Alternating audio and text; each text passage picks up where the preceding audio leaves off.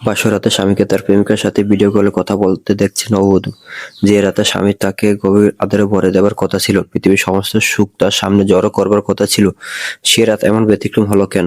এই রাতের অপেক্ষায় যে নববধূর কেটে গেছে 18টি বসন্ত, অথচ এই রাতেই যে তাকে এভাবে কাঁদাবে কে জানতো? ক্ষণিককাল আগের কথা। শেহরাজ বাসর ঘরে প্রবেশ করতেই রজনীগন্ধার কড়া ঘ্রাণ কেমন যেন মিলিয়ে গেল। টুকটুকে লাল বেনারসি পরে খাটের এক কোণে জড়সড় হয়ে বসে থাকা স্বামীরা নিজেকে আরো গুটিয়ে নিল। ঘোমটা টেনে মুখ লুকানোর প্রচেষ্টা, পাছে ছলছলে চোখ দুটো স্বামীর নজরে পড়ে। আয়নার সামনে দাঁড়িয়ে অতি সন্তর্পণে নিজের প্লাটিনাম ঘড়ির স্টেপ খুলতে লাগলো শেহজাদ। তার শ্রবণ শক্তি প্রখর। বাসর ঘরের দরজার উপরে দাঁড়িয়ে থাকা কাজিনদের হাসাহাসি সে শুনতে পাচ্ছে। ছাদে এখনো পুরো দমে গান বাজনা চলছে।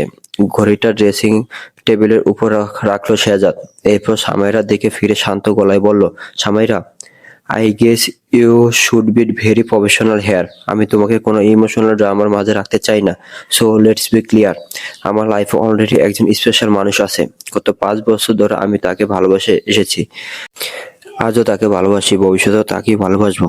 তার সাথে এই রিলেশন কন্টিনিউ করব। সামেরার গলা বারবার সংকুচিত হয়ে আসছে।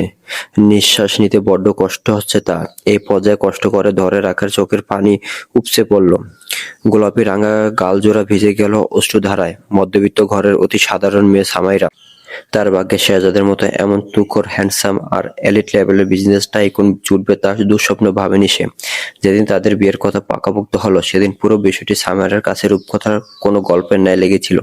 কিন্তু মধ্যবিত্তদের জীবন আর রূপকথার গল্প যে বিপরীতমুখী। হাতের কাপড়টা স্থিমিত করতে সামাইরা বেনারসি আঁচলটা খামচে ধরল। শেহজাদ তখন জানালার দিকে পিঠ ঠেকে দাঁড়িয়ে আছে। পাঞ্জাবির পকেটে হাত গুজে বাইরের ল্যাম্পপোস্টের আলো দেখছে।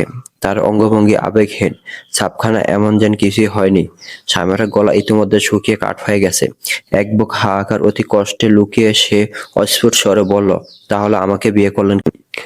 শেহজাদ একটা দীর্ঘশ্বাস ফেলল, তবে তাতে কোনো মায়া ছিল না, বরং হতাশা মিশেছিল। সে নির্লিপ্ত স্বরে আবারও বলল, বিশ্বাস করো, তোমাকে বিয়ে করার কোনো পার্সোনাল ইন্টারেস্ট আমার ছিল না। তুমি তো জানো মা শয্যাশায়ী, ওনার হার্ট কন্ডিশন যে কোনো সময় কোলাপস করতে পারে। আমি এই পৃথিবীতে সবচেয়ে বেশি ভালোবাসি আমার মাকে। তোমাকে আমাদের ধানমন্ডির বাড়ির ওই ভাড়াটিয়ার বাসায় টিউশনি করতে যেদিন দেখেছিল, ওদিনই ওনার মনে ধরেছিল, শখ জেগেছিল তোমাকে পুত্রবধূর রূপে এই বাড়িতে নিয়ে আসার। এবার সে এত সামান্য হাসলো। সেই হাসিতে তাচ্ছিল্য মিশেছিল। দামি সিগারেটের প্যাকেট থেকে একটি সিগারেট ঠোঁটের ডগায় রেখে লাইটার খুঁজতে খুঁজতে বলল, আমার মায়ের কাছে তুমি পিওর বেঙ্গল বিউটি। ওনার ইমোশনাল ব্ল্যাকমেল আর জেদের কাছে আমাকে হার মানতে হয়েছে। শেহজাদ লাইটার খুঁজে পেল। সিগারেট ধরে গভীর সুখটান দিল সে। জানালার বাইরে ধোঁয়া ছাড়লো। ডিসেম্বর মাস চলছে। বাইরের ঘন কুয়াশার সাথে সিগারেটের ধোঁয়া মিলেমিশে একাকার হয়ে গেল। কুয়াশাচ্ছন্ন ল্যাম্পপোস্টের দিকে পুনরায় তাকে সে বলল, বাট দ্যাটস ইট। আমার ডিউটি কবুল বলা পর্যন্তই ছিল। শেহজাদের এই কথাটি সামাইরার আত্মসম্মানে বেশ জোরসোরেই আঘাত হানল। ঘোমটা ফেলে শেহজাদের দিকে সরাসরি তাকালো সে। না, শেহজাদের চাহনিতে কোনো অপরাধ বোধ নেই, বরং এক অদ্ভুত আভিজাত্যের দম্ভ খেলা করছে। সামাইরা কণ্ঠস্বর যতটুকু সম্ভব কঠিন করে বলল, আপনার ডিউটি শুধুমাত্র কবুল বলা পর্যন্তই ছিল? আর কোনো ডিউটি নেই আপনার? শেহজাদ এবার সামাইরার চোখে চোখ রেখে বলল, মেইনটেনেন্স নিয়ে ভাবছো? কাম অন সামাইরা, তুমি এলিট লেভেলের লাইফস্টাইল পাবে, bank balance, shopping, branded bag, কোনো কিছুর অভাব তোমার হবে না। তোমার স্ট্যাটাস হবে মিসেস শেহজাদ রহমান। সোসাইটির মেয়েদের চোখে তুমি হবে ভাগ্যবতী। সামাইরা চোখে জল নিয়েও ফিক করে হেসে বলল, ভাগ্যবতী? ভাগ্যবতীর সংজ্ঞা জানেন আপনি? শেহজাদ এবার সোফায় গিয়ে বসল। কণ্ঠে বিরক্তি নিয়ে বলল, look Samaira, just stop this middle class drama. তুমি এই বাড়িতে রানীর মতন থাকবে। Everything will be provided. শুধু আমার কাছ থেকে লাভ আর ফিজিক্যাল ইন্টিমেসি আশা করো না। সামেরা নিজেকে দোকানে কিনতে পাওয়া খুব সস্তা কোনো শপিস মনে হতে লাগলো, যাকে কেবল মায়ের ঘর সাজানোর জন্য আনা হয়েছে। শেহজাদ সোফায় পা তুলে দিয়ে ল্যাপটপটা কোলের উপর টেনে নিল। ডিসপ্লের নীল আলোয় তার মুখটা অদ্ভুত রকমের সুন্দর দেখাচ্ছে। সে কিবোর্ডে টাইপ করতে করতে যোগ করলো, তুমি ফ্রেশ হয়ে শুয়ে পড়ো। সারাদিন অনেক ধকল গেছে তোমার উপর। এত ভারী লেহেঙ্গা, লাখ টাকার মেকআপ, আমি একটু পর শুয়ে পড়বো। আর শোনো, মা যেন আমাদের সম্পর্ক নিয়ে বিন্দুমাত্র সন্দেহ না করেন, সেদিকে খেয়াল রেখো। You are a smart girl Samaira, I hope you understand this deal. Samaira আর কোনো প্রতিবাদের ভাষা খুঁজে পেল না। অপমানে বিস্ময়ে সে যেন পাথর হয়ে গেছে। ঠিক তখনই ঘরের নিস্তব্ধতা ভেঙে শেহজাদের আইফোনটা তীব্র আলোয় জ্বলে উঠল। সাইলেন্ট মোডে থাকলেও দামি কাঠের টেবিলের উপর রাখা ফোনটা পুরো ঘর কাঁপিয়ে ভাইব্রেট করে উঠল। স্ক্রিনে ভেসে উঠল শেহজাদের প্রাণপ্রিয় মুখ, যার জন্য নববিবাহিত স্ত্রীর অধিকারটুকু সে কেড়ে নিয়েছে। রাইসা, শেহজাদের প্রেমিকা, তাকে ভিডিও কল করেছে। সে ল্যাপটপ ছেড়ে প্রায় লাফিয়ে উঠে ফোনটা হাতে নিল। সামাইরা দেখে এক মুহূর্তের জন্য তাকে সে দ্রুত বারান্দার স্লাইডিং ডোর খুলে বাইরে চলে গেল। কিন্তু কাঁচের দরজার অভ্যাস থেকেও রাইসার চড়া গলা আর আদর সামাইরার কানে আসছিল। বেবি, কানেক্ট হতে এত লেট হলো কেন? কি করেছিলে? রাইসার গলাটা ভিডিও কলেও বেশ তীক্ষ্ণ শোনালো। শেহজাদ গলা স্বর খাদে নামিয়ে বলল, ল্যাপটপে একটা মেইল চেক করছিলাম বেবি। তুমি এখনো ঘুমাওনি? কি করে ঘুমাবো? আমার কি আর ঘুম আসে? তুমি তো এখন দিব্যি নতুন বউয়ের সাথে বাসর এনজয় করছো। রাইসার গলায় কৃত্রিম অভিমান। শেহজাদ ফিক করে হেসে ফেললো। পাগলি, তোমাকে ভোলা কি সম্ভব? আমি ওকে সব ক্লিয়ার করেই বলেছি। শুধু মা যতদিন বেঁচে আছেন ততদিন একটু কষ্ট করো, সব পুষিয়ে দেব। I don't trust you Shehzad. Raisa ওপাশ থেকে চেঁচিয়ে উঠল, বলল, পুরুষ মানুষদের বিশ্বাস নেই, বিশেষ করে বাসর রাতে। তুমি আমাকে সারা রাত ভিডিও কলে রাখবে? আমি দেখতে চাই তুমি কি করছো। তুমি যদি ওকে টাচ করো, আই উইল ডাই। সামাইরা বিছানায় বসে সব কথা স্পষ্ট শুনতে পাচ্ছিল। রাইসার এই আহ্লাদ আর বোকা বোকা হুমকি কি সহজেই না মেনে নিচ্ছে শেহজাদ? একজন গম্ভীর এলিট বিজনেসম্যানও কিভাবে মেয়েটার এমন অযৌক্তিক আবদারকে প্রশ্রয় দিচ্ছে? আচ্ছা বাবা, আচ্ছা, শান্ত হও, কল কাটবা না, প্রমিস। ফোনটা আমি টেবিলের উপর রেখে দিচ্ছি, চার্জেও বসিয়ে দিচ্ছি। তুমি সারা রাত আমাকে দেখতে পাবে, হ্যাপি? শেহজাদের কণ্ঠে রাইসার জন্য অপরিসীম ধৈর্য আর ভালোবাসা ঝরে পড়ছিল। সে ঘরে ঢুকে ফোনটা ড্রেসিং টেবিলের আয়নার সামনে এমনভাবে সেট করলো যাতে পুরো ঘর, বিশেষ করে বিছানাটা দেখা যায়। সামাইরাকে সম্পূর্ণ উপেক্ষা করে সে সোফায় গিয়ে শুয়ে পড়ল। ফোনের স্ক্রিনে রাইসার মুখটা তখনও জ্বলজ্বল করছিল, যেন এক অদৃশ্য প্রহরী এই ঘরে ঢুকে পড়েছে। সামেরা সেই জ্বলন্ত স্ক্রিনের দিকে তাকিয়ে একটা দীর্ঘশ্বাস ফেলল। তার চোখের কোণে জমে থাকা এক ফোঁটা জল নিঃশব্দে গড়িয়ে পড়ার আগে দ্রুত মুছে ফেলল।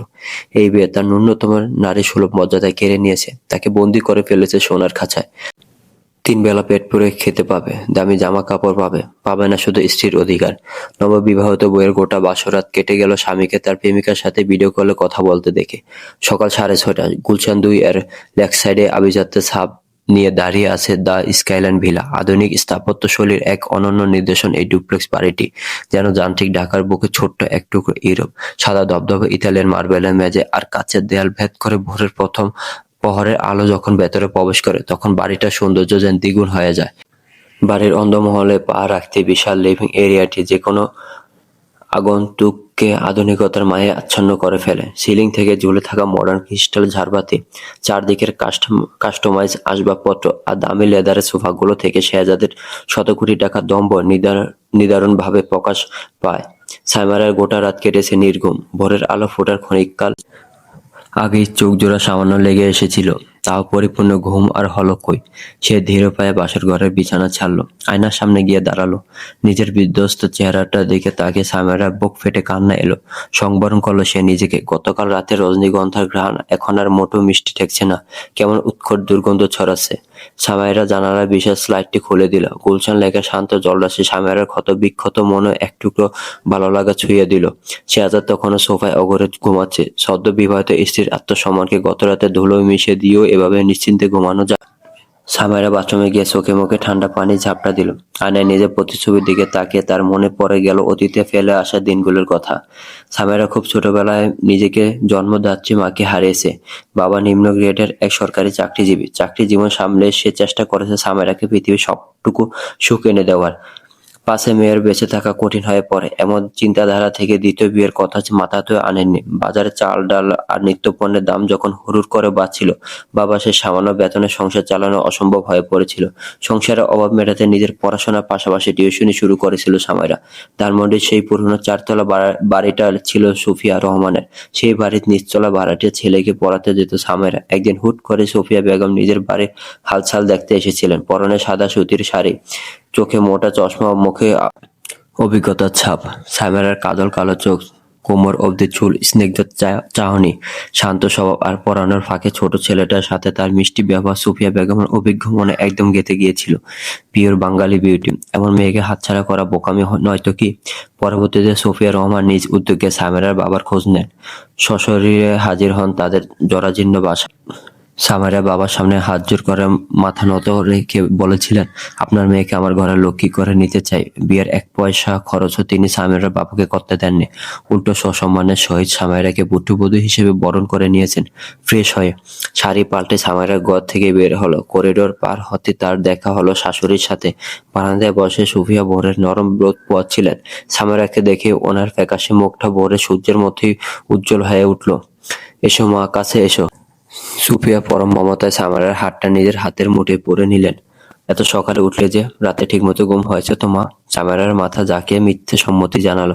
শেহজাদকে অনেক রাত পর্যন্ত কাজ করেছে। সামেরা এবারে ইশারায় জবাব দিল, দেখো কাণ্ড, বিয়ের রাতটাও ছাড় দিল না। আসলে ছেলেটা আমার বড্ড জেদি, কাজের নেশে নিজের আরামের কথা ভুলে যায়। সামেরা জোর করে ঠোঁটে কৃত্রিম হাসি ঝুলিয়ে রাখলো। একবার তার মনে হলো শাশুড়িকে সবটা খুলে বলবে, আপনার ছেলে তো আমাকে স্ত্রী হিসেবে গ্রহণই করেনি, সে গত রাতে আমাকে স্পর্শ করেনি। আমি তার কাছে সেফ একটা বিজনেস ডিল, যে ডিল আপনার মৃত্যুর সাথে সাথেই টার্মিনেট হয়ে যাবে। কথাগুলো ঠোঁটের ডগায় এসে থেমে গেল সামেরা। সুফিয়া বেগমের মমতাময়ী চোখের দিকে তাকিয়ে নিজেকে সংযত করল সে। দীর্ঘদিন মায়ের অভাবে ভুগেছে অপাকিটা। সৃষ্টিকর্তা যেহেতু তাকে আরো একবার কাউকে মা বলে ডাকার সুযোগ করে দিয়েছেন, সেই সুযোগ লুফে না নিলে কি হয়? তাছাড়া সত্যের আঘাত তিনি কতটুকু গ্রহণ করতে পারবেন এই বিষয়ে সন্দিহান। সমস্যা নেই মা, ওনার ব্যস্ততা আমি বুঝতে পেরেছি। সামেরা অবনত মাথায় খুব নিচু স্বরে কথাগুলো বলল। সুফিয়া রহমান মৃদু হাসলেন, সামেরাকে ইশারায় আরো কাছে ডাকলেন। সামেরা হাঁটু ভেঙে তার সামনে বসলো। সুফিয়া অতি যত্নে সামেরার মাথায় হাত বুলিয়ে দিলেন। ওনার চোখের কোণে এক টুকরো ম্লান স্মৃতি যেন হুট করে ভেসে উঠল।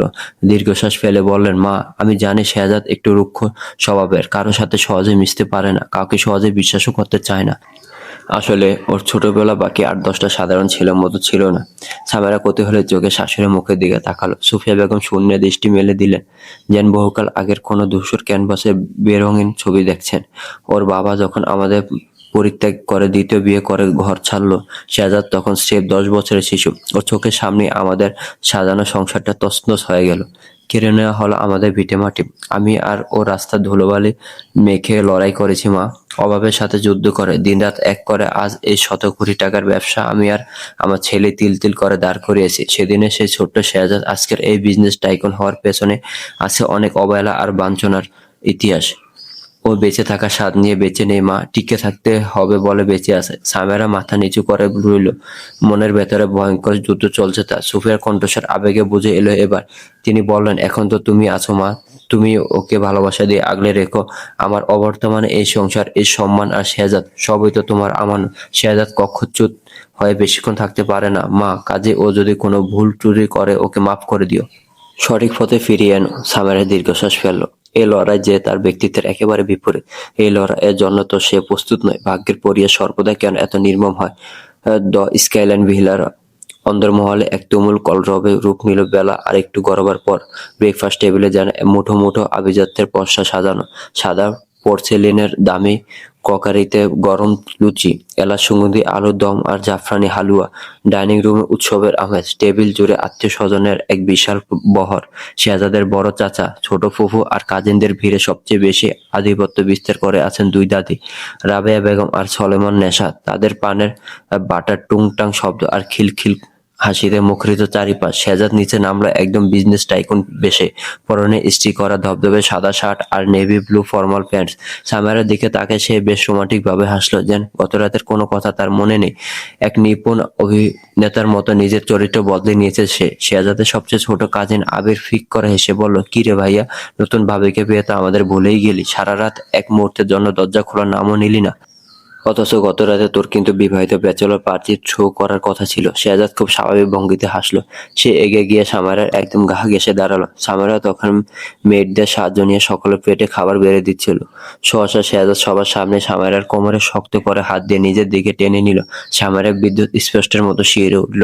হাতের চামচটা থরথর করে কাঁপতে লাগলো। হতবিলম্ব চোখে শেহজাদের পানে তাকালো। শেহজাদের সেদিকে ভ্রুক্ষেপহীন মজা ছলে বলল, আজে বাজে বকিস না তো আবির। নতুন বউকে একটু এক্সক্লুসিভ সময় তো দিতেই হয়। বিয়ে কর, তখন বুঝবি। একথা বলে শেহজাদ সামেরার চোখে গভীর দৃষ্টি নিক্ষেপ করলো। উপস্থিত মুরব্বীরা এই দৃশ্য দেখে হেসেই আকুল। বড় দাদি রাবিয়া বেগম হাসতে হাসতে বলেন, আহারে, ভমর যে নতুন নতুন ফুলের বাগান পেয়েছে, এখন কি আর অন্য কোথাও মন বসবে? তবে নতুন বউ, শুনে রাখো, আমাদের এই নাতি কিন্তু বড্ড একরোখা, ঠিক মতো সামলে রেখো কেমন?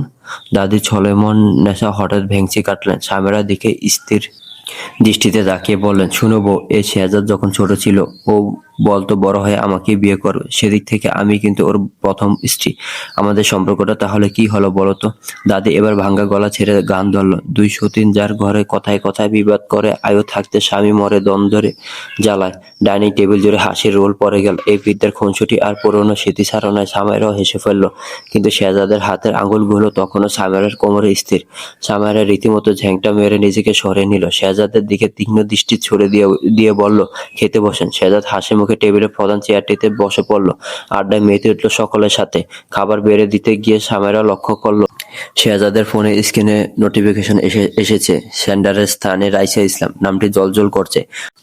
নাস্তার রাজকীয় আয়োজন শেষ হতেই সকলের সামনে হতে সামেরা ছু মেরে বেডরুমে নিয়ে এলো শেহজাদ। দোতলার নির্জনতায় আদর্শ স্বামীর সুনিপুণ খোলসটা তাসের ঘরের মতো ভেঙে পড়ল। পকেট থেকে একটা ঘাম আর একটি গোল্ডেন ক্রেডিট কার্ড বের করে অবজ্ঞার সাথে বিছানার উপর ছড়ে ফেলল সে। 28 বছর বয়সী এই বিজনেস টাইকুনের চোখে মুখে আসতে পড়ছে বরফ শীতল রুক্ষতা। সে গম্ভীর গলায় বলল, এখানে তোমার এই মাসে হাত খরচ আছে, একটা কার্ড আছে, লিমিট নিয়ে কোনো দুশ্চিন্তা করো না, হাত খুলে খরচ করো। সামেরা খামটার দিকে একবারও না তাকিয়ে তীক্ষ্ণ ম্লেষ মেশানো গলায় বলল, আপনি কি সত্যি মনে করেন টাকা দিয়ে দুনিয়ার সবকিছু হাসিল করা সম্ভব? আপনি কোন সাহসে আমাকে সবার সামনে ওভাবে চাপতে ধরলেন? শেহজাদ এবার কয়েক কদম এগিয়ে এলো, শীতল গলায় বলল, টাকা দিয়ে অন্তত আভিজাত্যের কঙ্কালটা ঢেকে রাখা যায় সামেরা। তোমার কি মনে হয় তুমি এই লাভিশটা রিজার্ভ করো? ছিল মিসেস শেহজাদ নিজে উত্তর দিল, রিজার্ভ করো না সামেরা, কেবলমাত্র মায়ের ওই সেকেলের সেন্টিমেন্ট আর জেদের কারণে তুমি এই স্কাইল্যান্ড ভিলায় ঘোরাফেরা করছো। আর তোমাকে ঝাপটে ধরার অধিকার আছে কি নেই এ নিয়ে সন্দেহ থাকলে কাবিননামা আরো একবার পড়ে নিও। So just grab it and shut up. Samera আগে অপমানে চোখ মুখ শক্ত করে দাঁড়িয়ে রইল। শেহজাদ একটু থামলো, এরপর নিজেকে কিছুটা শান্ত করে পুনরায় বলল, আজ রাতে আমার সকল হাই প্রোফাইল গেস্টরা আসবেন। তাদের সামনে যেন তোমাকে পারফেক্ট হ্যাপিলি ম্যারিড কাপল এর পার্টটা নিখুঁতভাবে প্লে করতে দেখি। আর শোনো, কোনো সস্তা মধ্যবিত্ত আচরণ করবে না। তোমার কোনো সিলি অ্যাক্টিভিটিস যেন আমার স্ট্যাটাস আর ইমেজে আঁচড় না কাটে। শেহজাদ এক মুহূর্ত আর সেখানে দাঁড়ালো না, গটগট করে বেরিয়ে গেল ঘর থেকে। সামেরা নিথর হয়ে আয়নার সামনে দাঁড়িয়ে রইল। সূর্য পশ্চিমে হেলে পড়তে দা স্কাইল্যান্ড বিলা এক মায়াবী আলোকসজ্জায় রূপ নিল। গুলশান লেকের শান্ত জলরাশিতে প্রতিফলিত হতে লাগলো ডুপ্লেক্স বাড়িটির ছাদের নিয়ন আলো। শেহজাদের হাই প্রোফাইল বিজনেস সার্কেলের জন্য আয়োজন করা হয়েছে এক রাজকীয় ডিনার পার্টি। বাড়ির ছাদে এ প্রান্ত হতে শুরু করে পুল সাইড অব্দি দামি সব সজ্জায় সজ্জিত। সামেরা তখনও অলস ভঙ্গিতে ড্রেসিং টেবিলের সামনে বসে আছে। যে পোশাক পরে তার পার্টিতে যাবার কথা, সেই পোশাক আর অলংকার এখনো তার ঘর অব্দি পৌঁছায়নি। আয়নায় নিজের প্রতিবিম্বের দিকে তাকিয়ে সামেরা ঘন ঘন দীর্ঘশ্বাস ফেলছিল। এমন সময় দরজায় কেউ কড়া নাড়ল, ঠক ঠক। সামেরা সামান্য নড়চড়ে বসলো, নরম সুরে বলল, কাম ইন প্লিজ। বেডরুমের দরজা খুলে ভেতরে প্রবেশ করলেন দেশের শীর্ষস্থানীয় ফ্যাশন ডিজাইনার জুহাইর আরিয়া। সাথে আছেন তার দুজন সহকারী। তাকে দেখা মাত্র সামেরা স্তম্ভ হয়ে গেল। চোখ দুটো যেন কোটর ঠিক করে বেরিয়ে আসতে চাইছে। এই সেই জুহাইর আরিয়ান, যার ডিজাইন করা লেহেঙ্গা পরে দেশের শীর্ষ নায়িকারা র্যাম্পে হাঁটেন, যার তৈরি ডিজাইনের ড্রেস জীবনে একবার পরিধান করা প্রায় সকল মেয়েদের স্বপ্ন। সামেরা নিজে বহুরাত ফেসবুকে তাদের নতুন কালেকশন দেখে দীর্ঘশ্বাস ফেলেছে।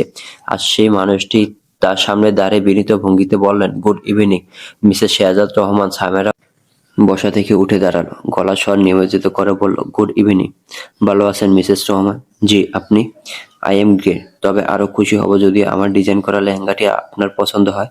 জোহাইর আরিয়ান ইশারা করতে তার দুজন সহকারী একটি বিশাল মখমলে ভারী বক্স ধরাধরি করে বিছানায় রাখলেন। তিনি বললেন, আই হোপ আপনার ফিটিংসে কোনো সমস্যা হবে না। শেহজাদ ভাই আমাকে স্পেশালি বলেছিলেন আপনার জন্য একদম ইউনিক কিছু করতে। জুহাইরের সহকারীরা মখমলের বক্স থেকে বের করলো চোখ ধাঁধানো লেহেঙ্গা, সূক্ষ্ম কারচুপি আর আসল জারদোষের কাজ করা সেই পোশাকের দিকে তাকে সামাইরা বিমূঢ় হয়ে রইল। জুহাইর আবার বললেন, এটা আমাদের সিগনেচার কালেকশন, পিওর হ্যান্ডক্রাফটেড। তবে আপনি পরলে এর গ্ল্যামার দ্বিগুণ হয়ে যাবে মিসেস রহমান। সামাইরা ফ্যাকাশে মুখে মৃদু হাসার চেষ্টা করলো। এত আয়োজন করে দেশসেরা কারিগরদের ভাড়া করা হয়েছে শুধুমাত্র শেহজাদ রহমানের সম্মান রক্ষার্থে। কথাটি মনে পড়তে সামাইরার মৃদু হাসিতে তাচ্ছিল্য ফিরে এলো। লেহেঙ্গাটি সামাইরাকে পরানো হলো। জুহাইরা চোখ জোড়া চকচক করে উঠল। সে অস্ফুট স্বরে বলল, সুপারক্যালিফ্রাজিলিস্টিক এক্সপিয়ালিডোসিয়াস। সামাইরা তাকে অতি বিনীতভাবে ধন্যবাদ জানালো। তবে সামাইরার জন্য অপেক্ষা করছিল আরেকটি চমক। জুহাইর আরের ঘর থেকে বেরিয়ে যেতে মেকআপ বক্স হাতে তার সামনে এসে দাঁড়ালেন প্রখ্যাত মেকআপ আর্টিস্ট নাজিয়া জামান। সামাইরা এতদিন ইনস্টাগ্রামে নাজিয়ার জাদুকরি মেকআপের ভিডিও দেখছে। আজ নাজিয়া নিজে এসেছেন তাকে সাজিয়ে দিতে। নাজিয়া ব্রাশ নিয়ে সামাইরার ত্বকে আলতো ছোঁয়া দিয়ে বললেন, আপনার স্কিনটা মাশাআল্লাহ একদম ফ্ললেস। আপনার এই ড্রেসের সাথে ডিউই গ্লাম লুকটা একেবারে মানানই। তবে আপনার কত প্রেফারেন্স থাকলে বলুন মিসেস সামিরা। সামিরা শীতল গলায় বলল, আমার কোনো প্রেফারেন্স নেই, আপনি আপনার মতো করে সাজিয়ে দিন। নাজিয়া তার সহকারের দিকে তাকে আদেশ দিলেন, সারা প্লেটটা দাও তো। আর শোনো, একদম নুট শেডের লিপস্টিক বের কর বক্স থেকে। সামিরা চোখ বন্ধ করে গভীর ভাবনায় মগ্ন হলো। এতদিন সে এসব শুধুমাত্র মুভিতেই দেখেছে। সিনেমার নায়িকাদের সাজানোর জন্য একদল মানুষ সর্বদা ব্যতিব্যস্ত থাকে। আর শেহজাদ রহমানের অঢেল টাকা জোরে সেও একই কাতারে জায়গা করে নিয়েছে। কিন্তু এই জলুস যে তার মনের কথাগুলো ঢাকতে পারছে না, বরং বাড়িয়ে দিচ্ছে দ্বিগুণ করে। স্বাদ শেষ হওয়ার পর নাজিয়া প্রায় চিৎকার করে বলে উঠলেন, perfect, you are looking like a royal queen. Samira makeup artist যখন কাজ শেষ করে বেরিয়ে গেলেন, সামিরা আরো একবার আয়নায় নিজের পূর্ণাবয়ব দেখলাম। দামি হিরে সেট আর ডিজাইনের লেহেঙ্গার ভারে তার শরীরটা নুয়ে পড়তে চাইছে। হালকা মেকআপ আর দামি পারফিউমের গানে সে তার পূর্ণ সত্তাকে খুঁজে পাচ্ছে না। নিজেকে বড্ড অচেনা লাগছে। শেহজাদের সকালে সে অবজ্ঞাসূচক কথাগুলো বিষাক্ত তীরের মতো তার কানে বাজতে লাগলো। সস্তা মধ্যবিত্ত আচরণ করবে না। সামিরা বুক ভরে শ্বাস নিয়ে রুমের দরজা খুলল। করিডোর পার হয়ে সিঁড়ির মাথায় গিয়ে দাঁড়ালো সে। গোটা ছাদে জুড়ে তখন আলোর রোশনাই আর উচ্চবিত্তে কোলাহল। সে ধীর পায়ে সিঁড়ি ভেঙে উপরে উঠতে শুরু করলো, যেন এক সাজানো পিঞ্জরের রাজহাঁস অজানার উদ্দেশ্যে যাত্রা করেছে। পুলের চারপাশে আভিজাত্যে মেলা বসেছে। চারদিকে শুধু দামি পারফিউমের ঘ্রাণ, নামি ব্র্যান্ডের স্যুট আর সিল্কের শাড়ির খসখসানি। ওয়েটাররা দম ফেলার সুযোগ পাচ্ছে না। ট্রেতে করে দামি অ্যালকোহল আর ককটেল নিয়ে এদিক সেদিক ছুটাছুটি করছে। শেহজাদ এক কোণে দাঁড়িয়ে তার বিজনেস পার্টনারদের সাথে হাসিমুখে কথা বলছে। পরনে কুচকুচে কালো রঙের ভেলভেট টাক্সিডো, চুলে নিখুঁত সেটিং। সাবেরা লক্ষ্য করলো তার সামনের কয়েকটি চুলে বাদামি রঙের হাইলাইট করা হয়েছে। তাকে দেখতে লাগছে হলিউডের নায়কদের মতো, অথচ বোঝার উপায় নেই এই লোকটার ভেতরে এক পার সমান রক্ষতা বাস করে। সামেরাকে দেখা মাত্র পুরো ছাদের কোলাহল স্মৃত হয়ে গেল। শেহজাদের চোখ সামেরার উপর স্থির হলো। এক মুহূর্তের জন্য তার পাথরের হৃদয় সামেরার সৌন্দর্যের উত্তাপে গলে গেল। তবে তা এক মুহূর্তের জন্য। পরক্ষণে সে নিজেকে সামনে নিয়ে এগিয়ে গেল সামেরার দিকে। সবার সামনে সামেরার কোমরে হাত রেখে খুব নরম গলায় বলল, ladies and gentleman, meet my wife Samera Rahman, she is beautiful, isn't she. উপস্থিত অতিথিরা হুল্লোড়ে মেতে উঠল। সামেরার রূপের প্রশংসায় সকলে পঞ্চমুখ। সামেরাও হাসছে, তবে কৃত্রিম সে হাসে। শেহজাদের স্পর্শ তার চামড়ায় আগুনের ফুলকির ন্যায় ঠেকছে। পার্টি যত এগোচ্ছিল পরিবেশও ঠিকই ততটাই উগ্র হচ্ছিল। অতিরিক্ত ড্রিঙ্কসের প্রভাবে অনেকেরই আচরণে ততক্ষণে শিথিলতা এসেছে। শেহজাদ তখন অন্য এক ক্লায়েন্টের সাথে জরুরি আলাপনে ব্যস্ত। সামেরা একা এক কোণে দাঁড়িয়ে ফলের জুসে চুমুক দিচ্ছিল। ঠিক তখনই শেহজাদের এক ইনভেস্টর মিস্টার খন্দকার হাতে গ্লাস নিয়ে সামেরার সামনে এসে দাঁড়ালেন। লোকটা চোখ মুখে কামুক দৃষ্টি। তিনি সামেরার পানে হাত এগিয়ে দিয়ে বললেন, nice to meet you Mrs Rahman. Samera mister খন্দকারের এগিয়ে দেওয়া হাতটি উপেক্ষা করে বলল, nice to meet you too. Mister Khandakar সামান্য এসে বললেন, ভাবি বোধহয় কথা কম বলেন। এত কম কথা বললে কিন্তু চলবে না ভাবি, অনেকে মনে মনে ক্ষুব্ধ হবেন। চলুন এক রাউন্ড ডান্স হয়ে যাক। সামেরা হাসিমুখে বলল, দুঃখিত, আমি নাচতে পারি না। খন্দকার সামান্য ঝুঁকে এসে বললেন, আমি শিখিয়ে দেব ভাবি, চিন্তা কিসের, শুধু মিউজিকে তালে তালে শরীর দোলাবেন। ওই দেখুন আপনার ভাবি আমার এক কলিগের সাথে কিভাবে শরীর দুলিয়ে নাচছে। সামেরা দেখলো মিস্টার খন্দকারের স্ত্রী একজন আগন্তুকের সাথে অন্তরঙ্গ অবস্থায় নাচছে। লোকটি মহিলাটির গায়ের বিভিন্ন স্থানে বাজেভাবে স্পর্শ করছে। সামেরা গা গুলিয়ে বমি এলো, তবু কণ্ঠস্বরে ভদ্রতা বজায় রেখে বলল, আমি নাচবো না। Excuse me. কিন্তু লোকটা নাচর বান্দা। সে এবার জোর করে সামেরার হাতে একটা ককটেল গ্লাস ধরে দিতে চাইলো। আরে ভাবে, একটু ট্রাই করেই দেখুন। এসব হাই সোসাইটি পার্টিতে একটু আধটু ড্রিঙ্ক না করলে কোমর না ধুলালে কি আর আভিজাত্য বেঁচে থাকবে? একবার গ্লাসে চুমুক দিয়েই দেখুন, নাচের ওভারটা ফেরাতে পারবেন না। মিস্টার খন্দকার সামেরার হাত ধরার চেষ্টা করতে সে ভয়ে পিছিয়ে গেল। তার চোখে মুখে আতঙ্ক স্পষ্ট। ঠিক সেই মুহূর্তে একজোড়া বলিষ্ঠ হাত সামেরার কোমর জড়িয়ে ধরলো এবং অন্য হাত দিয়ে মিস্টার খন্দকারের বানানো গ্লাসটা সরিয়ে দিল। শেহজাদের কণ্ঠস্বর শোনা গেল একটুকু হিমালয়ের ন্যায়। মিস্টার খন্দকার, আপনি বোধহয় ভুলে গেছেন সামেরা আমার স্ত্রী। তার ডান্স পার্টনার হিসেবে আমি একাই যথেষ্ট এবং সবসময় আমি যথেষ্ট থাকবো। আশা করি আমার কথার মূল ভাব আপনি বুঝতে পেরেছেন। Now focus on your drinks. Mister Khandakar থতমত খেয়ে পিছিয়ে গেলেন। আমতা আমতা করে বললেন, মিস্টার রহমান, আসলে আমি। শেহজাদ তার কথা শেষ হবার আগেই থামিয়ে দিল। এরপর সামেরাকে ডান্স ফ্লোরের মাঝখানে নিয়ে গেল। সাথে সাথে ব্যাকগ্রাউন্ড মিউজিক পরিবর্তন হয়ে গেল। একটি ধীরগতির সফট রোমান্টিক মিউজিক বাজতে শুরু করলো। শেহজাদ সামেরার হাত নিজের কাঁধে রাখল এবং অন্য হাতে তাকে নিজের দেহের সাথে মিশিয়ে নিল। সামেরা কৃতজ্ঞতা স্বরে বলল, ধন্যবাদ আমাকে ওই পরিস্থিতি থেকে বাঁচানোর জন্য। শেহজাদ সামেরার কানের কাছে মুখ নামিয়ে আনলো। তার তপ্ত নিঃশ্বাস সামেরার ঘাড়ে আছড়ে পড়ছে। সে তাচ্ছিল্য মিশিয়ে বলল, ধন্যবাদ দেওয়ার কিছু নেই। ওটা স্রেফ সৌজন্য ছিল, ভালোবাসা নয়। সামেরা আহত চোখে তার দিকে তাকালো, রাগান্বিত স্বরে বসলো, আপনি কি জানেন চুলের রং করাতে আপনাকে বানরের মতো লাগছে? একথা বলে সামেরা নিজেকে শেহজাদের বাহু থেকে ছাড়িয়ে নিতে চাইল। শেহজাদ আরো শক্ত করে তাকে ঝাপটে ধরলো। দাঁত কিরমিরিয়ে ধমকে সুরে বলল, ছাড়ার চেষ্টা করো না, সবাই দেখছে। সামেরা, ভুলে গেছো সকালে কি বলেছিলাম? হ্যাপি কাপলের নাটকটা নিখুঁত হতে হবে। ভুলে যেও না তোমার ইমেজের সাথে আমার স্ট্যাটাস জড়িয়ে আছে। Dance with me. উপস্থিত সকলে তাদের দিকে তাকিয়ে তালি দিচ্ছে। সবাই ভাবছে কত সুখী দম্পতি। তারা একে অপরের সাথে মিশে গিয়ে নাচছে, অথচ দুজনের মাঝখানে দাঁড়িয়েছে এক বিশাল পর্বত সমান দূরত্ব। পর্দার ফাঁক গলে রৌদ্র সামেরা চোখে মুখে আসছে পড়তে তার ঘুম ভেঙে গেল। হাই তুলে উঠে বসলো সে। তার পাশে শেহজাদ নেই। গতকাল রাতে বালিশ দিয়ে তৈরি করা বেড়া জাল এখনো অক্ষত আছে। অনাকাঙ্ক্ষিত স্পর্শ এড়াতে এই ব্যবস্থা নেওয়া হয়েছে। চোখ পিট করে সামেরা দেয়াল ঘড়ির দিকে তাকালো। 9টা বাজে। বেলা অনেক গড়িয়েছে। শেহজাদ সম্ভবত তার অফিসের উদ্দেশ্যে বেরিয়ে গেছে। আচ্ছা, মানুষটা কি লৌহমানব? বিশ্রাম নামক শব্দটা কি তার অভিধানে নেই? রাতভরে চুটিয়ে পার্টি করে সকাল হতে না হতে ফুরুং। কাজের নেশায় সর্বদা মশগুল। সামেরা ফ্রেশ হয়ে অতি সাধারণ একটি সুতির শাড়ি পরে নিচে এলো। সুফিয়া রহমান তখন লিভিং রুমের এক কোণে বসে চশমা চোখে দিয়ে সংবাদপত্র পড়ছেন। পাশে ছোট্ট টেবিলটায় রাখা চায়ের কাপ থেকে উষ্ণ ধোঁয়া বেরোচ্ছে। সামেরাকে দেখা মাত্র ওনার ম্লান মুখে এক চিলতে হাসি ফুটে উঠল। ঘুম ভেঙেছে মা? রাতে বেশ ধকল গিয়েছে তোমার উপর দিয়ে, শরীর ঠিক আছে তো? সামেরা মিষ্টি করে হেসে বলল, জি মা, আমি ঠিক আছি। আপনি নাস্তা করছেন? সকালে আমার তেমন আয়োজন করে নাস্তা করা হয় না। 1 কাপ চা আর 2টো বিস্কুট খেলেই সই। পুরনো অভ্যাস। সামেরা কিছুটা ইতস্তত ভাবে জিজ্ঞেস করলো, উনি কি বেরিয়ে গেছেন? কে? শেহজাদ। ও তো আরো সকালে 1 কাপ কফি গিলে বেরিয়ে গেল। তোমাকে বলে যায়নি? সামেরা নত মাথা ঝাঁকালো। দেখো কাণ্ড, তোমায় না বলে বেরিয়ে গেছে। 28 বছরের দামড়া যুবক, এখনো বোধ শক্তিহীন, কাজ ছাড়া কিচ্ছু বোঝে না। আস্ত গাদা একটা। একথা বলে সুফিয়া রহমান দীর্ঘশ্বাস ফেললেন। সামেরা এবার শাশুড়ির দিকে সরে বসলো। তার হাতে নিজের হাতের মুঠে পড়ে বলল, মা, আমি একটা কথা ভাবছিলাম। সুফিয়া জিজ্ঞাসু চোখে শুধালেন, কি কথা রে? আজ দুপুরের রান্নাটা যদি আমি করি? ও মা, তোমার রান্না করতে হবে কেন? বাড়িতে এতজন বাবুর্চি আছে, ওরা সব রান্না করতে পারে। তাছাড়া তুমি নতুন বউ, এসব করার কোনো প্রয়োজন নেই। সামেরা অনুনয় করে বলল, বিশ্বাস করুন মা, এভাবে হাত পা গুটিয়ে বসে থাকতে আমার দম বন্ধ হয়ে আসছে। মধ্যবিত্ত ঘরের মেয়ে তো, কাজ না করলে শরীরটা কেমন যেন অচল হয়ে যায়। তাছাড়া বাবা বলতেন, অলস মস্তিষ্ক নাকি শয়তানের কারখানা। এভাবে বসে থাকলে আমার মস্তিষ্কটাও কারখানা হয়ে যাবে। ছেলের বউ এর মুখে এমন কথা শুনে হো হো করে হেসে উঠলেন সুফিয়া রহমান।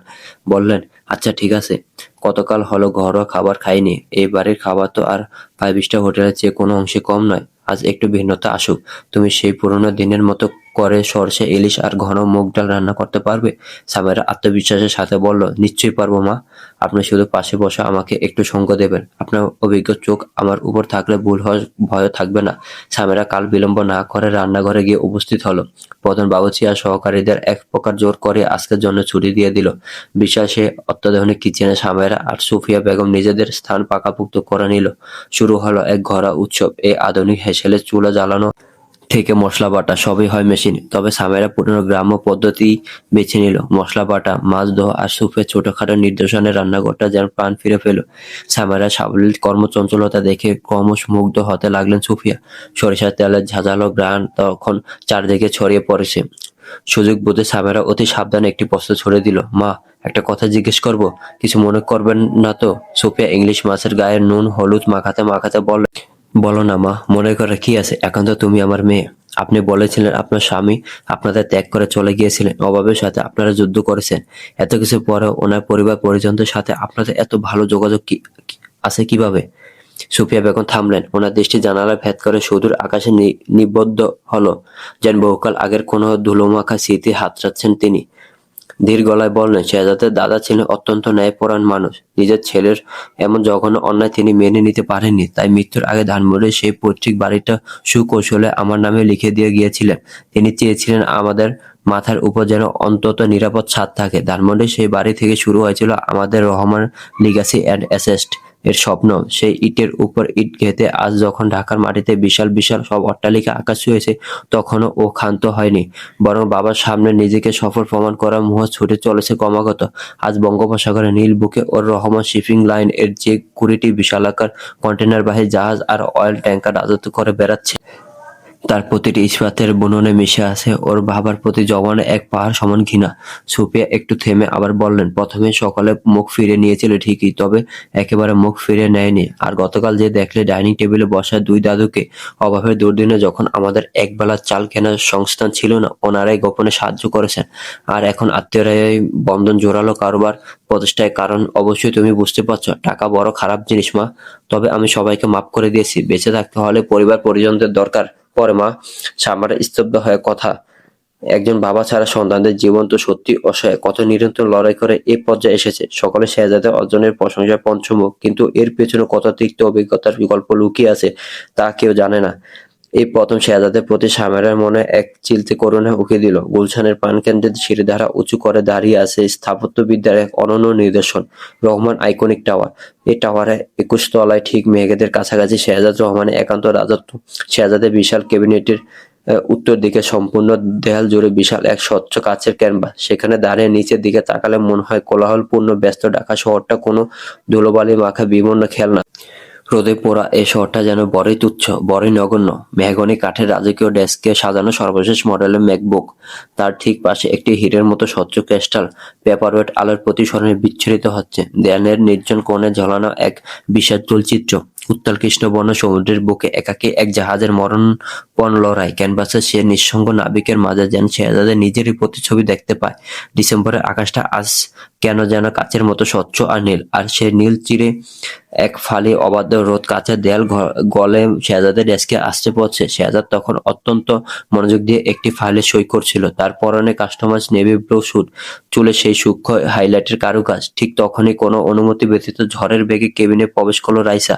তার পরনে দামি পশমি ওভারকোট, চোখে দামি সানগ্লাস, তার চোখে মুখে ঝরে পড়ছে আগ্নেয়গিরির লাভা। রাইসা ধবাস করে শেহজাদের সামনে চেয়ারটায় বসে পড়ল, রুক্ষ স্বরে বলল, Shehzad, what was that last night? Shehzad খুব মনোযোগ দিয়ে ফাইলটা নেড়েচেড়ে দেখছিল। সে অবস্থাতেই জানতে চাইল, কি হয়েছে? আমি ভিডিওতে দেখলাম তুমি তোমার ওই তথাকথিত বউয়ের সাথে ডান্স ফ্লোর মাতিয়ে বেড়াচ্ছিলে। আমার ফোন ধরলে না, রাতে ভিডিও কল দিলে না। তুমি কি সত্যি আমাকে ইগনোর করছো? শেহজাদ ফাইলের উপর দৃষ্টি নিবদ্ধ রেখে বরফশীল গলায় বলল, রাইসা, তুমি খুব ভালো মতো জানো ওটা স্টেপ নাটক ছিল। হাই প্রোফাইল অতিথিদের সামনে এটুকু করতেই হতো। কেন ফালতু সিন ক্রিয়েট করছো? রাইসা এবার চেয়ার ছেড়ে উঠে দাঁড়ালো, বিস্মিত স্বরে বলল, ফালতু সিন? তুমি ওই মেয়েটার কোমরে হাত দিয়েছিলে শেহজাদ, ওটা আমার সহ্য করা ঊর্ধ্বে। রাতে ভিডিও কল দাওনি কেন? শেহজাদ গলার স্বর কিছুটা উঁচিয়ে বলল, ডেইলি তোমাকে ভিডিও কলে রাখতে হবে নাকি? তুমি কি আমাকে বিশ্বাস করো না? তুমি অলরেডি ওই মেয়েটার গায়ে হাত দেওয়া শুরু করছো, তোমাকে কিভাবে বিশ্বাস করবো?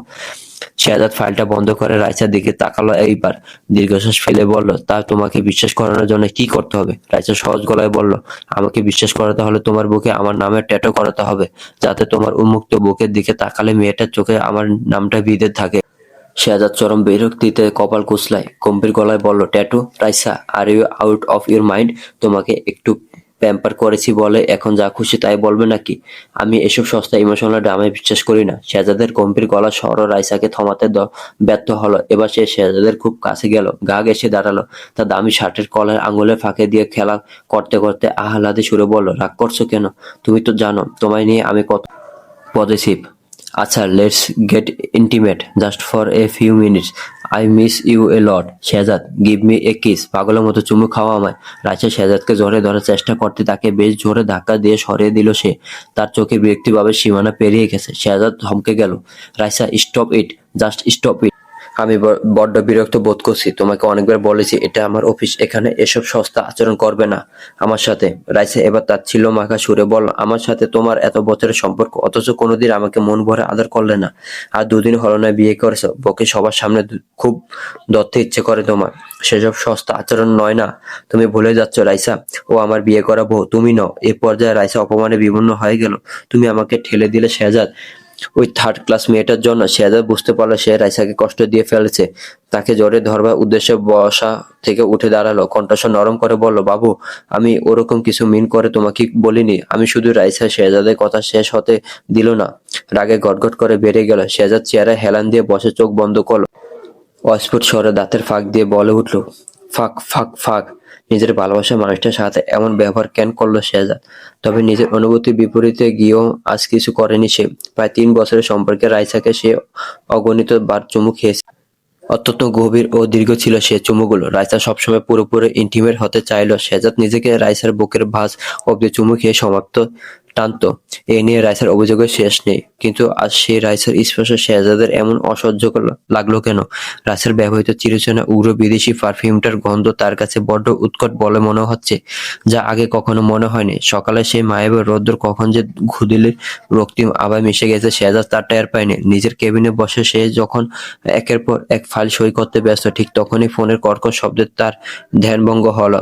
ফোন রিসিভ করতে ওপার থেকে লজিস্টিক্স ম্যানেজারের আতঙ্কিত কণ্ঠস্বর ভেসে এলো, স্যার, চট্টগ্রাম পোর্টের বহির্নোঙরে থাকা এমভি হেরিটেজ জাহাজে ক্লিয়ারেন্স আটকে দিয়েছে কাস্টমস কর্তৃপক্ষ। প্রায় কয়েকশো কোটি টাকার ইলেকট্রনিক্স গুডস আর কাঁচামাল নিয়ে আসা জাহাজটি যদি সময়মতো আনলোড না হয়, তবে প্রতি ঘন্টার ড্যামারেজ চার্জ গুনতে হবে কয়েক হাজার ডলার। শেহজাদের চোয়াল শক্ত হয়ে এলো। ব্যক্তিগত জীবনের টানাপোড়েনের মাঝে এই ব্যবসায়িক বিপর্যয়, সব মিলিয়ে তার মস্তিষ্ক যেন কুয়াশাচ্ছন্ন হয়ে গেল। এরপর শুরু হলো একের পর এক ফোন কল। দেশের আইনজীবীদের সাথে কনফারেন্স কলে কথা বলে আর পোর্টের কর্মকর্তাদের সাথে তপ্ত বাক্য বিনিময়ের পর যখন সে অফিস থেকে বেরোলো, তখন রাত প্রায় 10টা। ডিসেম্বরের হিমেল হাওয়া তার উত্তপ্ত মস্তিষ্কে শান্ত করা বদলে যেন আরো উস্কে দিল। গাড়ি যখন দা স্কাইলাইন ভিলার ফটক দিয়ে ভেতরে প্রবেশ করলো, শেহজাদের চোখে মুখে তখন ক্লান্তি আর বিরক্তির এক অদ্ভুত মিশেল। তবু সে দম্ভ নিয়ে এগোচ্ছিল। ড্রয়িং রুমে পা রাখতে আজ সরষে ইলিশ আর গরম ভাতের গান আর তার নাকে এসে ধাক্কা দিল। ডাইনিং টেবিলের উপর সযত্নে রাখা খাবারগুলো যেন তাকে বিদ্রুপ করছে। সুফিয়া রহমান তখন পায়চারি করতে করতে তহসিল পড়ছিলেন। ছেলেকে দেখে মৃদু হেসে বললেন, এলি বাবা, হাত মুখ ধুয়ে খেতে আয়। সামেরা অনেকক্ষণ অপেক্ষা করে এইমাত্র ঘরে গেল। আজ ও বড্ড পরিশ্রম করেছে, একদম নিজের হাতে সব রেঁধেছে আমাদের জন্য। শেহজাদের ভেতরে পুঞ্জীভূত রাগ যেন এবার ফেটে পড়ার উপক্রম হলো। সে মায়ের কথার কোনো উত্তর না দিয়ে হন হন করে সিঁড়ি বেয়ে উপরে নিজের বেডরুমে চলে গেল। ঘরের দরজাটা সজোরে ধাক্কা দিয়ে ভেতরে ঢুকি পুনরায় ধরম করে লাগিয়ে থমকে দাঁড়ালো। সামেরা তখন আয়নার সামনে দাঁড়িয়ে ছিল, চুলগুলো বাঁধছিল আলতো করে। শেহজাদের এমন উগ্র প্রবেশে সে একবারও চমকালো না, বরং শান্ত চোখে আয়নার প্রতিবিম্বে শেহজাদকে দেখলো। শেহজাদ তার স্যুটের কোটটা খুলে বিছানায় ছড়ে ফেললো। হিংস্র বাঘের মতো সামাইরার দিকে তেড়ে এলো। এরপর রুক্ষ গলায় বলল, কি ভেবেছো তুমি নিজেকে? এই যে সারাদিন রান্নাবান্না করে আমার মায়ের মন জয় করছো, সেবা করে নাটক করছো, এসব করে আমাকে বশ করতে পারবে? ভাবছো আমি তোমার এই মধ্যবিত্ত চালের মোহে পড়ে যাব? টিপিক্যাল বাঙালি ছেলেদের মতো গলে যাব? এক নিঃশ্বাসে কথাগুলো বলে শেহজাদ থরথর করে কাঁপতে লাগলো। সামেরা শান্তভাবে ওর দিকে ঘুরে দাঁড়ালো। তার চোখে মুখে কোনো ভয়ের চিহ্ন নেই, কোনো উদ্বেগ নেই, বিপরীতে এক অদ্ভুত স্থৈর্য লক্ষণীয়। সে কোনো উত্তর দিল না। শেহজাদ আরো এক ধাপ এগিয়ে গেল। তার গলার স্বর এবার আরো তীক্ষ্ণ হলো। ক্লিয়ারলি শুনে রাখো সামাইরা, আমি রাইসাকে ভালোবাসি। 3 বছরের সম্পর্ক আমাদের। তোমার এই ঘরোয়া খাবারের ঘ্রাণ আমার জীবন থেকে রাইসাকে মুছে ফেলতে পারবে না। বাবুর্চিদের মাস শেষে আমি বেতন দেই। So stop this nonsense. Samera এবারও কোনো উত্তর দিল না। শেহজাদের কথাগুলো যেন তার কানে পৌঁছায়নি। সে ধীর পায়ে এগিয়ে গিয়ে বিছানার পাশের বিশাল 70 ইঞ্চি স্মার্ট টিভিটার রিমোট হাতে নিল। শেহজাদকে সম্পূর্ণরূপে উপেক্ষা করে সে টিভিতে টাইটানিক মুভিটা প্লে করে দিল। রুমের হোম থিয়েটার সিস্টেমে টাইটানিকের সেই বিখ্যাত আবহ সঙ্গীত বেজে উঠল। সামেরা ধীর স্থিরভাবে সোফায় গা এলিয়ে দিয়ে স্ক্রিনের দিকে তাকিয়ে রইল। শেহজাদ স্তব্ধ হয়ে দাঁড়িয়ে রইল কিছুক্ষণ। পরক্ষণে অপমানে তার কান দিয়ে ধোঁয়া বেরোতে লাগলো। এই মেয়েটা ইচ্ছাকৃত ইগনোর করছে, যার ভয়ে বড় বড় বিজনেস টাইকুনরা পর্যন্ত কথা বলতে দুবার ভাবে, তাকে কিনা মিডল ক্লাস ঘরের এই মেয়েটা তুচ্ছ তাচ্ছিল্য করছে। সামেরা, আমি তোমার সাথে কথা বলছি, টিভি বন্ধ করো। শেহজাদ এবার চিৎকার করে উঠল। সামেরা নির্বিকার জ্যাক আর রোজের প্রথম সাক্ষাতের দৃশ্যটি সে খুব মনোযোগ দিয়ে দেখতে লাগলো। শেহজাদ আর নিজেকে সামলাতে পারলো না, টিভিটা সজোরে বন্ধ করে দিল। ঘরটা মুহূর্তের স্তব্ধ হয়ে গেল। সামিরা এরপরও কোনো রাগ দেখালো না। সে শান্তভাবে সোফা থেকে উঠে দাঁড়ালো এবং ঘরের দরজার দিকে হাঁটতে শুরু করলো। তার এই বরফ শীতল আচরণ শেহজাদের ভেতরের রাগী পুরুষটাকে যেন একদম উন্মাদ করে দিল। সে এক লাফে গিয়ে সামিরার কবজি শক্ত করে চেপে ধরল, হ্যাঁচকা টানে তাকে দেয়ালের সাথে ঠেকিয়ে দিল। সামিরা দেয়ালের সাথে পিঠ ঠেকে স্তব্ধ হয়ে রইল। শেহজাদের শক্তিশালী হাত দুটোর বেড়াজালে এখন সে বন্দী। তাদের দুজনের মাঝে এখন মাত্র কয়েক ইঞ্চি দূরত্ব। শেহজাদের তপ্ত নিঃশ্বাস সামিরার গালে আছড়ে পড়তে লাগলো। শেহজাদ আগে থরথর করে কাঁপছে, তার চোখের মনে ঠিকরে ঝরছে আগুনের ফুলকি। কত বড় সাহস তোমার, আমাকে ইগনোর করছো? তুমি জানো কার সামনে দাঁড়িয়ে আছো? বলে যেও না আমি তোমার স্বামী। কোন সাহসে তুমি আমার প্রশ্নের উত্তর না দিয়ে চলে যাচ্ছ? শেহজাদের কণ্ঠস্বর ফেটে পড়ছে রাগে। স্বামী? সামেরা হুট করে খিলখিল করে হেসে উঠল। সেই হাসিতে মিশেছিল তীক্ষ্ণ এক টিপ্পনী। স্বামী শব্দটা আপনার মুখে বড্ড মেবানা লাগছে না মিস্টার রহমান? ভুলে গেছেন বিয়ের রাতের কথা? শেহজাদ কিছু বলতে যাচ্ছিল, কিন্তু সামেরার দৃষ্টি হঠাৎ আটকে গেল শেহজাদের শার্টের কলার। সেখানে রাইসার চড়া লাল লিপস্টিকের দাগ স্পষ্ট হয়ে আছে। সামেরা একদৃষ্টিতে সেই দাগটার দিকে তাকিয়ে রইল। সামেরা দৃষ্টি অনুসরণ করে শেহজাদে তাকালে নিজের কলারের দিকে। আনার প্রতিফলনে লিপস্টিকের সেই গাঢ় লাল দাগটা দেখে সে যেন বিদ্যুৎ স্পষ্টের মতো যা সামেরাকে ছেড়ে দিয়ে পিছিয়ে গেল। তার ভেতরে দম্ভ মুহূর্তে ঢুনকো হয়ে গেল। সামেরা এবার ধীর পায়ে সামান্য এগিয়ে এলো শেহজাদের দিকে। তার কণ্ঠস্বর এখন একদম শান্ত, তবু প্রতিটি শব্দ তীরের মতো বিচ্ছে শেহজাদের বুকে। শুনুন, আপনি আমাকে দায়িত্ব পালন করতে বলেছিলেন না? আমি ঠিক সেটাই করছি। আপনার মাকে আমি নিজের মা হিসেবে মেনে নিয়েছি, তাকে একটু শান্তি দেওয়ার চেষ্টা করছি। আমার এই রান্নাবান্না সেবা সবে ওনার জন্য। আপনাকে ইমপ্রেস করার বিন্দুমাত্র ইচ্ছে বা রুচি আমার নেই মিস্টার রহমান। সামেরা শেহজাদের একদম কাছে গিয়ে দাঁড়ালো। তার চোখে চোখ রেখে ঠান্ডা গলায় বলল, আর এই শার্টটা, এটাকে আমি কাল ফেলে দেবো নাকি ধুয়ে দিতে বলবো জানিয়ে দিয়েন। শেহজাদ পাথরের মূর্তির মতো দাঁড়িয়ে রইল। আর কোনো কথা বলতে পারলো না সে। ডিসেম্বরের আকাশটা আজ বড্ড অবাধ্য। সকাল থেকে মেঘের আনাগোনা ছিল বটে, তবে বেলা বাড়ার সাথে সাথে পৌষের সেই চিরাচরিত হিমেল হাওয়াকে উপেক্ষা করে নামলো অসমের অঝোর বৃষ্টি। নাগরিক জীবনের ধূসর ধুলাবালি ধুয়ে দিয়ে প্রকৃত যেন আজ এক অচেনা স্নানে মেতেছে। দ্য স্কাইল্যান্ড ভিলা প্রতিটি কোনো আজ বৃষ্টির ঝমঝম শব্দে মুখরিত। শেহজাদ আর অফিসে যায়নি। তার দোতলার স্টাডি রুমে আজ জরুরি মিটিং হচ্ছে। রহমান শপিং লাইনের প্রধান লিগ্যাল অ্যাডভাইজার মিস্টার আশফাক উল্লাহ বসে আছেন বিশাল মেহগনি টেবিলের উপাশে। কাস্টমস ভ্যালুয়েশন আর লজিস্টিক্স পেপারসের এক স্তূপ ফাইলের মাঝে আজ শেহজাদের মন কিছুতেই বসছে না। মিস্টার রহমান, যদি আমরা কাস্টম অথরিটিকে নেক্সট উইকের মধ্যে রিট পিটিশনটা শো করতে পারি তবে পেনাল্টি চার্জ অনেকটাই কমে আসবে। আপনি কি এই ক্লজটা একবার চেক করবেন? আশফাক সাহেবের গম্ভীর কণ্ঠস্বর যেন শেহজাদের কানে এসে ঠিকমতো পৌঁছাচ্ছে না। শেহজাদ ল্যাপটপের স্ক্রিনের দিকে তাকিয়ে ছিল। সহসা তার দৃষ্টি হঠাৎ আটকে গেল কেবিনের বিশাল স্বচ্ছ কাচের দেয়ালের উপরে। তার ঘর থেকে দোতলা সেই বিশাল ওপেন টেরাস বা বারান্দা স্পষ্ট দেখা যায়। সেখানে এক মানবীয় মূর্তির পিছনে শেহজাদের সমস্ত মনোযোগ কেড়ে নিল। সামাইরা, এই হাড় কাঁপানো ঠান্ডা বৃষ্টিতে মেয়েটা ভিজছে বললে ভুল হবে। সে যেন বৃষ্টির প্রতিটি কণার সাথে এক আদিম সখ্যতায় মেতে উঠেছে। পরনে হালকা নীল রঙের একটি শাড়ি যা বৃষ্টির ছয় শরীরের সাথে লেপ্টে আছে। তার স্ফীত বক্ষ যুগল আর কোমরের ঢেউয়ে দৃষ্টি নিবদ্ধ হলো শেহজাদের। সামাইরা দুই হাত প্রসারিত করে আকাশের দিকে মুখ তুলে দাঁড়িয়ে আছে। মাঝে মাঝে সে মৃদু ছন্দে ঘুরে ঘুরে নাচছে। তার দেহভঙ্গি বলছে সে এই মুহূর্তে পৃথিবীর সব দুঃখ ভুলে এক অদ্ভুত বৃষ্টিবিলাসে মগ্ন। শেহজাদ অপলক চেয়ে রইল স্থির প্রাণে। তার চোখের মণিতে এক বিচিত্র সম্মোহন। আশফাক সাহেবের আইনের ধারাগুলো তখন শেহজাদের কাছে অর্থহীন কোলাহলের ন্যায়। হঠাৎ শেহজাদের মনে হলো সে আর এই চেয়ারে বসেনি। সে যেন অবলীলায় দেয়াল ডিঙিয়ে ওই বৃষ্টির মাঝে সামেরার খুব কাছে গিয়ে দাঁড়িয়ে আছে। কল্পনায় দেখতে সে সামেরার একদম পিছনে গিয়ে ওর কাঁধে নিজের হাত রাখলো। সামেরা কাক ভেজা শরীর সামান্য চমকে উঠল। বৃষ্টির স্পর্শে কাঁপতে থাকা শরীরটা আরো গুটিয়ে নিল নিজের মাঝে। এরপর হঠাৎ শেহজাদের বুকে মিশে গেল। শেহজাদ অনুভব করলো সামেরার গায়ে অদ্ভুত রজনীগন্ধার ঘ্রাণ। সে সামেরার মুখটা নিজের দুই হাতের আজলায় তুলে নিল। বৃষ্টির হিমশীতল ফোঁটাগুলো যেন ওদের দুজনের মাঝে সেতুবন্ধন তৈরি করলো। সামেরা তপ্ত নিঃশ্বাস শেহজাদের চিবুকে আছড়ে পড়তে লাগলো। সেই উত্তাপ শেহজাদকে উন্মাদ বানিয়ে দিল। সে যেন আর নিজেকে ধরে রাখতে পারলো না। বৃষ্টির অজর ধারা নিজে সে বারবার সামেরার ঠোঁটের উপর নিজের ঠোঁট রাখলো। এক গভীর তৃষ্ণার্ত চুম্বনে সে সামাইরাকে নিজের করে নিল। বৃষ্টির প্রতিটি শব্দ যেন ওদের সেই একান্ত মুহূর্তে সাক্ষী হয়ে রইল। মিস্টার রহমান, আপনি কি শুনতে পাচ্ছেন? আশফাক সাহেবের ডাকে শেহজাদ হঠাৎ বাস্তবে ফিরে এলো। গলা খাঁকরি দিয়ে বলল, জি প্লিজ কন্টিনিউ। শেহজাদের কপালে সূক্ষ্ম ঘাম বিন্দু জমছে। সে বুক ভরে এক দীর্ঘশ্বাস নিয়ে নিজেকে সামলে নিল। ল্যাপটপের উজ্জ্বল আলোয় তার মুখটা ভীষণ বিবর্ণ দেখাচ্ছে। নিজের উপর এক তীব্র ঘৃণা আর বিরক্তি জন্ম নিল তা। এসব কি ভাবছি আমি? শেহজাদ মনে মনে নিজেকে ধিক্কার দিল। নারী দেহের উপর শেহজাদের লোভ কখনই ছিল না। শেহজাদ কেবল রাইসার জেদ মেটাতে সেটুকুই করেছে, যতটুকু না করলেই নয়। কিন্তু সামেরা, যে মেয়েটাকে সে ঘৃণা করে, যার সাথে তার সম্পর্ক মায়ের মৃত্যুর পরে চিরতরে নিভে যাবে, তাকে নিয়ে কেন এমন অসভ্য চিন্তা তার মস্তিষ্কে বিষের মতো ছড়িয়ে পড়ছে?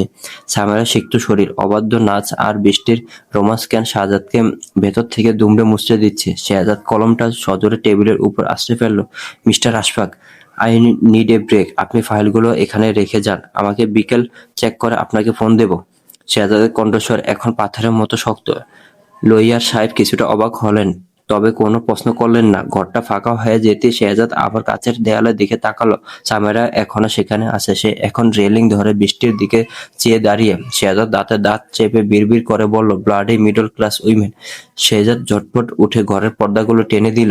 সে আর ওই দৃশ্য দেখতে চায় না। সামেরার নতুন বিয়ে হয়েছে, স্বামী সোহাগের চিহ্ন নিয়ে তার প্রতিটি দিন শুরু হবার কথা, অথচ প্রতিদিনের মতন আজও এক বিষণ্ণতার চাদর মুড়ি দিয়ে সামেরা আয়নার সামনে দাঁড়িয়ে আছে। নিজের ফ্যাকাশে মুখটা ছুঁয়ে দেখছে বারবার।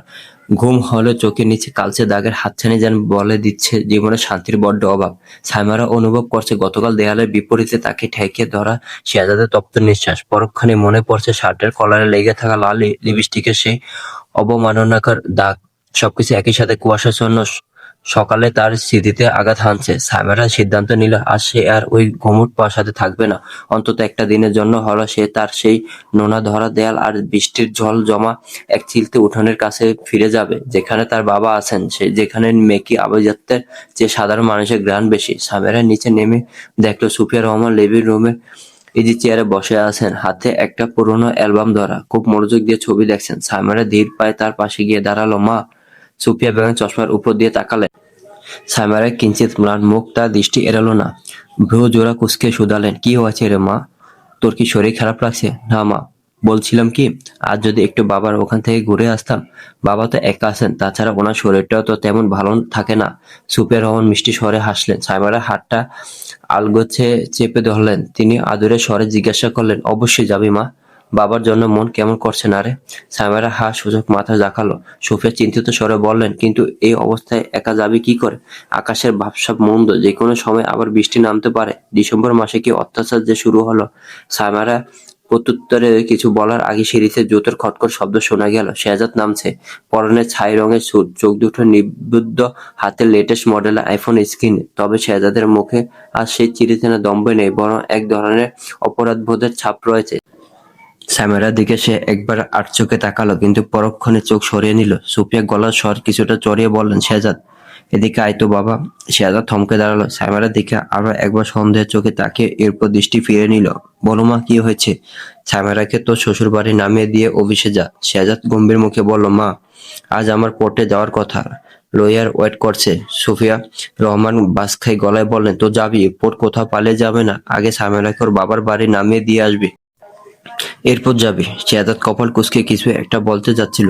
সুফিয়া রহমান তাকে সে সময় না দিয়ে পুনরায় গলা উঁচিয়ে বললেন, খবরদার, কোনো অজুহাত দিবি না। মা, আমি ড্রাইভারকে বলে দিচ্ছি সামেরাকে নামিয়ে দিয়ে আসবে। ড্রাইভার দিয়ে নতুন বউকে বাপের বাড়ি পাঠাবি, এই শিক্ষা দিয়েছি আমি তোকে। শেহজাদ দুহাত মুষ্টি বদ্ধ করলো, দাঁতের ফাঁক দিয়ে অস্পষ্ট স্বরে বলল, ফাইন। এবার সে সামেরার দিকে তাকালো। সামেরা তখন অন্যদিকে তাকিয়ে জানালার ফাঁক দিয়ে আকাশ দেখার ব্যর্থ প্রচেষ্টায়। শেহজাদের মনে হলো সামেরা ওর অস্তিত্বকে অস্বীকার করছে। সামেরা রেডি হয়ে এলো। আমি গাড়িতে অপেক্ষা করছি। শেহজাদ নির্বিকের গলায় কথাগুলো বলে গটগট করে বেরিয়ে গেল। গাড়ির পেছনের সিটে স্বামী স্ত্রী দুজন বসে আছে, অথচ তাদের মাঝখানে জেঁকে বসেছে এক সুবিশাল শূন্যতা। সামেরা জানালা দিয়ে কুয়াশার পাতলা আস্তরণে ঢাকা ধূসর ঢাকা শহরটাকে দেখছিল।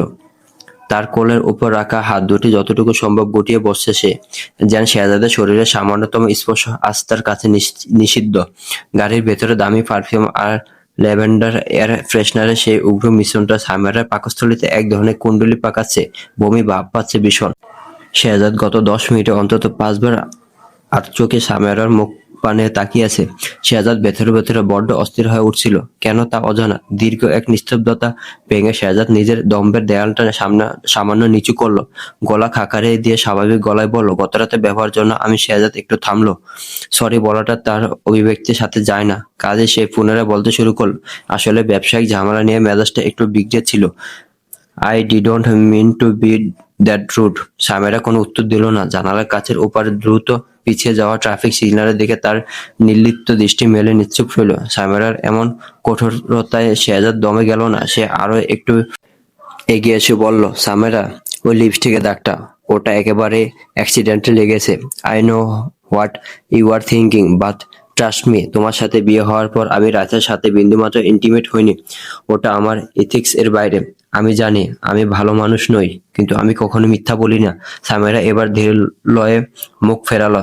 তার চোখে মুখে এসব কথা শোনার কোনো আগ্রহ নেই, কোনো বিস্ময় নেই, বরং আছে শুধু এক মহাসমুদ্র সমান উদাসীনতা। সে শেহজাদের চোখে দেখে তাকে খুব শান্ত গলায় বলল, মিস্টার রহমান, আপনি কার সাথে কতটা ইন্টিমেট হলেন বা আপনার এথিক্স ঠিক কতটুকু স্বচ্ছ তা নিয়ে আমার বিন্দুমাত্র মাথা ব্যথা নেই। যত দ্রুত সম্ভব আমাকে এই সম্পর্ক থেকে মুক্তি দিন। আমি আপনার এই গোলক ধাঁধায় আর থাকতে চাই না। শেহজাদ স্তব্ধ হয়ে গেল। সে আর কথা বাড়াতে পারল না। তার সমস্ত দম্ভ এক মধ্যবিত্ত মেয়ের মনতের কাছে বড় ঠুনকো। গাড়ি যখন ধানমন্ডি লেকের ধারের পুরোনো রাস্তাগুলো ধরে এগোচ্ছিল, তখন প্রাকৃতিক রূপ বদলে গেল। ঢাকার এই অংশটা যেন আজও তার আভিজাত্য আর নস্টালজিক মায়াটুকু ধরে রেখেছে। লেকের ধারের এই বিশাল বিশাল কৃষ্ণচূড়া আর রাধাচূড়া গাছগুলো পাতাহীন ঢাল মেলে দাঁড়িয়ে আছে। লেকের স্থির জলে কুয়াশা চাদর ভেসে বেড়াচ্ছে। ধানমন্ডির এই পুরনো গলিগুলোতে ইটের গাঁথুনি আর শেয়ালা ধরা দেয়ালের মাঝে কত বেঁচে থাকার লড়াইয়ের গল্প লুকিয়ে আছে। গাড়িটা একদম শেষ মাথায় একটা সরু গলির মুখে এসে থামলো। রাস্তার অবস্থা এখানে বড়ই করুণ। গত রাতে বৃষ্টিতে নর্দমা উপচে কালচে রঙের জল জমে আছে ছোট ছোট গর্তে। অভিজাত ভিলা চকচকে ব্ল্যাক মার্সিডিজটি এই নোংরা জলে নামতে যেন চরম ইতস্তত বোধ করছে। শেহজাদ চরম বিরক্তিভাবে চোখে তাকালো। এখানকার মানুষ থাকে কিভাবে? ড্রেনেজ সিস্টেম বলে কি কিছু নেই? সামেরা গাড়ি থেকে নামার আগে কিঞ্চিত হেসে বলল, সবাই তো আর 21 তলে রাজত্ব করে না মিস্টার রহমান। কেউ কেউ এই জমা জলেই কদম ফুলে স্বপ্ন দেখে। আপনি বরং যান, আপনার লয়ার অপেক্ষা করছে। সামেরা নোংরা জল মারিয়ে গলির ভেতরে ঢুকে গেল। শেহজাদ গাড়ির কাছ নামিয়ে তাকিয়ে রইল তার প্রস্থানের পথে। পুরনো আমলে একতলা পাকা বাড়ি, ছাদের কোণে শ্যালা জমেছে। গেটের মোস্টে ধরা রডগুলো অনেকদিন পুরনো ইতিহাসের সাক্ষী বয়ে বেড়াচ্ছে যেন। শেহজাদ দেখলো দরজায় এক বৃদ্ধ দাঁড়িয়ে আছেন, পরনে অতি সাধারণ লুঙ্গি আর ফতুয়া। সামেরাকে দেখে বৃদ্ধের ম্লান মুখে যেন এক চিলতে রৌদ্র ফিরে এলো। সামেরা দৌড়ে গিয়ে তার বাবাকে জোরে ধরল। তৎক্ষণাৎ শেহজাদের বুকটা কেন যেন মোচড় দিয়ে উঠল।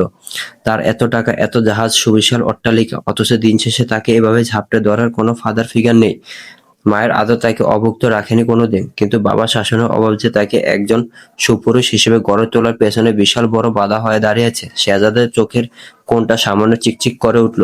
সে অন্যদিকে তাকিয়ে ঘাড় ডানে বামে মুড়িয়ে সোজা হয়ে বসলো। মুখ ফিরে এলো দম্ভ।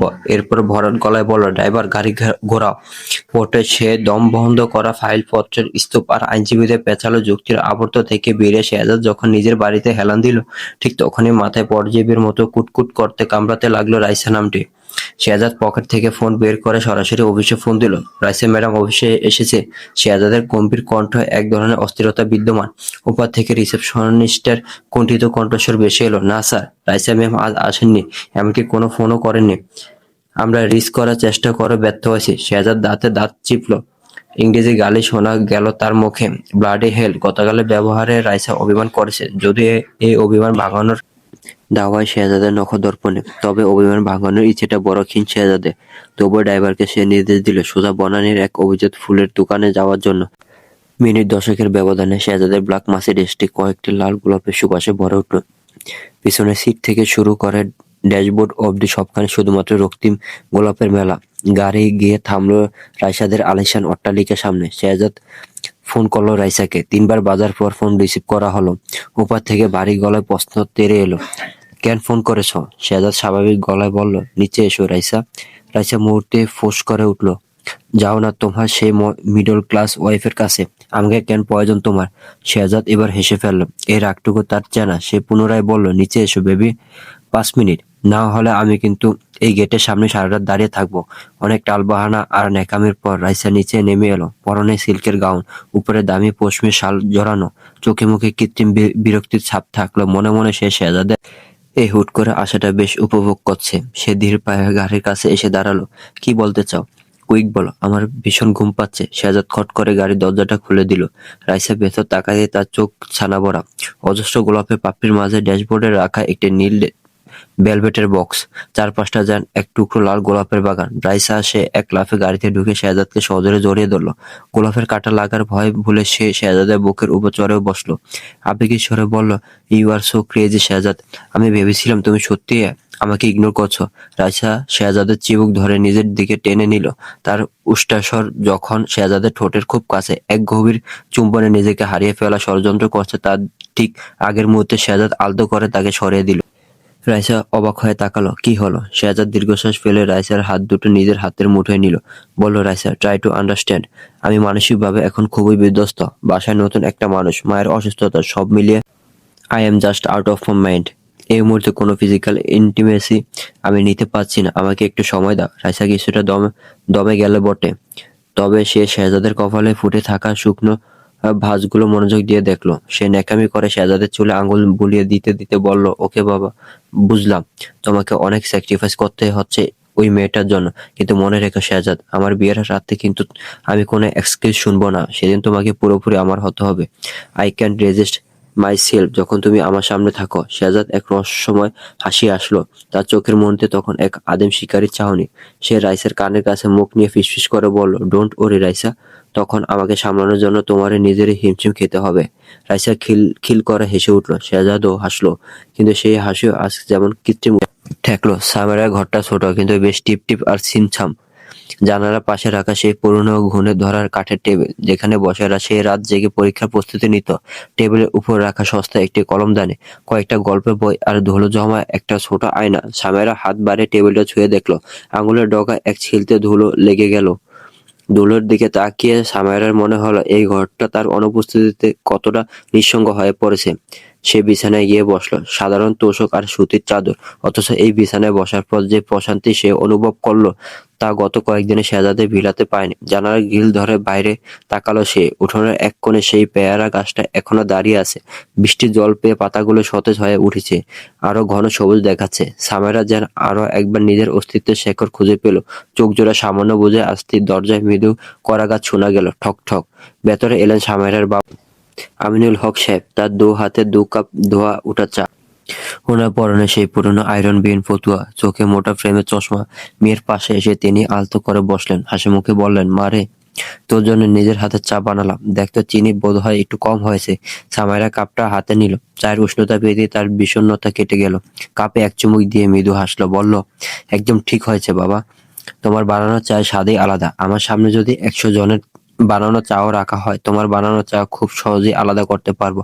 আমিনুল সাহেব জানালার ওপারে দিগন্তের দিকে তাকিয়ে একটা দীর্ঘশ্বাস ফেললেন। ওনার কপালে চিন্তার কয়েকটি ভাঁজ ফুটে উঠল।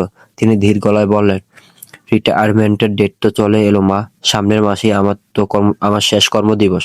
সরকারি অফিসের এই ফাইলপত্রের ঝামেলা থেকে মুক্তি পাবো, এটা ভেবে শান্তি লাগছে। এবার রিটায়ারমেন্টের পরে দিনগুলো কিভাবে কাটবো তা ভেবে মনটা বড় অশান্ত বোধ করছে। তুইও নেই, বাড়ি বড্ড ফাঁকা ফাঁকা লাগে। সামেরা বাবার হাতের উপর নিজের হাত রাখলো। আমিনুল সাহেবের হাতটা বেশ খসখসে। অভিজ্ঞ এই খসখসে হাতটি সারা জীবনের লড়াইয়ের চিহ্ন বয়ে বেড়াচ্ছে। সামেরা স্বাভাবিক গলায় বলল, বাবা, আমি ভাবছিলাম সামনের মাস থেকে পুনরায় ভার্সিটি শুরু করব। 3rd ইয়ারের কয়েকটা সাবজেক্ট বাকি ছিল, ওগুলো ক্লিয়ার করতে হবে। পড়াশোনাটা মাঝপথে থামিয়ে রাখা ঠিক হবে না। আমিনুল সাহেব মেয়ের দিকে সপ্রবৃত দৃষ্টিতে তাকালেন, বললেন, খুব ভালো সিদ্ধান্ত মা, শিক্ষাই তো মানুষের আসল অলংকার। তবে তোর স্বামী আর শাশুড়ি কি রাজি হবে? বড় ঘরের ব্যাপার তো, ওনাদের মত নেওয়াটা জরুরি। সামেরা কিছুক্ষণ চুপ করে থাকলো। পুনরায় জানালার দিকে তাকালো। পর্দাটা হিমশীতল বাতাসের ধোলায় পতপত করে উঠছে। সে ম্লান হেসে বলল, শাশুড়িমা খুব ভালো মানুষ বাবা। ওনার মতন অমায়িক আর উদার মনের মানুষকে শাশুড়ি হিসেবে পাওয়া সত্যি সৌভাগ্যের বিষয়। আমাকে নিজের মেয়ের মতো আগলে রাখেন। সারাক্ষণ আমার সুবিধা অসুবিধার দিকে ওনার নজর। ওনাকে বললে উনি নিশ্চয়ই খুশি মনে রাজি হবেন। আমিনুল সাহেব মেয়ের কথা মন দিয়ে শুনছিলেন। তিনি লক্ষ্য করলেন সামেরা তার শাশুড়ির প্রশংসায় পঞ্চমুখ, অথচ পুরো কথার মাঝে একবারও স্বামীর নামটা উচ্চারণ করেন। ওনার অভিজ্ঞ প্রীতি হৃদয়ে খটকার উদয় হলো। উনি চশমাটা খুলে টেবিলের উপর রাখলেন, গম্ভীর গলায় বললেন, আর জামাই বাবা? সামেরা চুপ করে মাটির দিকে তাকিয়ে রইল। আমিনুল সাহেব বললেন, মা রে, শাশুড়ির এত প্রশংসা করলি, কিন্তু জামাইকে নিয়ে তো একটা শব্দ খরচ করলি না। সবকিছু ঠিক আছে তো? বাবার এই প্রশ্নে সামেরা থমকে গেল। তার গলার কাছে কি যেন একটা দলা পাকিয়ে এলো। সে হাসার চেষ্টা করলো বটে, তবে সেই হাসিটা উষ্ঠাধর পর্যন্ত পৌঁছানোর আগে মিলে গেল শেহজাদের সেই শ্লেষ মাখা কথা, রাইসের প্রতি তার অন্ধ প্রেম, আর সামাইরাকে প্রতি মুহূর্তে অপমান করা সেই দৃশ্যগুলো ঝড়ের বেগে তার মনশ্চক্ষুতে ভেসে উঠল। সামেরা চোখের কোণ দিয়ে এক ফোঁটা লোনা জল গাল বেয়ে টুপ করে চায়ের কাপে পড়ল। সে মুখ নিচু করে সেই জলটুকু লুকানোর ব্যর্থ চেষ্টা করলো। আমিনুল সাহেবের আর বুঝতে বাকি রইল না যে ওনার কলেজের টুকরো মেয়েটা ভালো নেই। তিনি কাপটা সরিয়ে রেখে সামেরাকে পরম মমতায় বুকের মাঝে টেনে নিলেন। বাবা সে চিরচেনা গায়ের ঘ্রাণ পেয়ে সামেরা আর নিজেকে ধরে রাখতে পারল না। সে হাউমা করে কেঁদে উঠল, মা কাঁদিস না, আমি তো আছি, এখনো বেঁচে আছি। আমিনুল সাহেবের কণ্ঠস্বর ভারী হয়ে এলো। তিনি মেয়ের মাথায় হাত বুলিয়ে দিতে দিতে ধীর গলায় বললেন, শুন মা, আমি সারা জীবন ছোট চাকরি করেছি, কিন্তু মাথা নিচু করে বাঁচিনি কোনোদিন। তোকে আমি মাথা নত করে শেখাইনি। যদি কোনোদিন মনে হয় তোর আর সহ্য হচ্ছে না, এই সম্পর্কটা তোর আত্মসম্মানকে চুরমার করে দিচ্ছে, তবে কখনো চেষ্টা করবি না জোর করে মানিয়ে নিতে। সমাজের ভয়ে নিজেকে তিল তিলে শেষ করবি না, খবরদার। সামেরা বাবার বুকের গহীন থেকে মুখ তুলে তাকালো। তার ঝাপসা চোখে এক চিলতে আশার আলো। আমিনুল সাহেব মেয়ের চোখের জল মুছে দিয়ে বললেন, এই বাড়িটা তোর মা। এই নোনা ধরা দেয়াল আর বৃষ্টির জল জমা উঠোনটার মালিক তুই। নিজের বাড়িতে মাথা উঁচু করে থাকবে। আমার একার পেনশনের টাকায় আমাদের বাবা মেয়ের ডাল ভাত চলে যাবে, কিন্তু তোর চোখের জল আমি সইতে পারবো না রে মা। বাবার এই আশ্বাসবাণী সামাইরের ভেতরে কংক্রিটের স্তূপকে এক নিমিষে সরিয়ে দিল। সে আশ্বস্ত হয়ে দীর্ঘক্ষণ বাবার বুকে মাথা রেখে বসে রইল। বাইরে পুনরায় ছিটে বৃষ্টি শুরু হয়েছে। পেয়ারা গাছের পাতায় টিপটিপ জল পড়ার শব্দ হচ্ছে। সামাইরা বাবাকে আরো শক্ত করে জোরে ধরল। শেহজাদ আজ আর বিশাল বেডরুমে একা। ঘরের সেন্ট্রাল হিটিং সিস্টেম চালু থাকলেও কেন জানি তার হাড়ের ভেতর এক ধরনের কাঁপুনি হচ্ছে।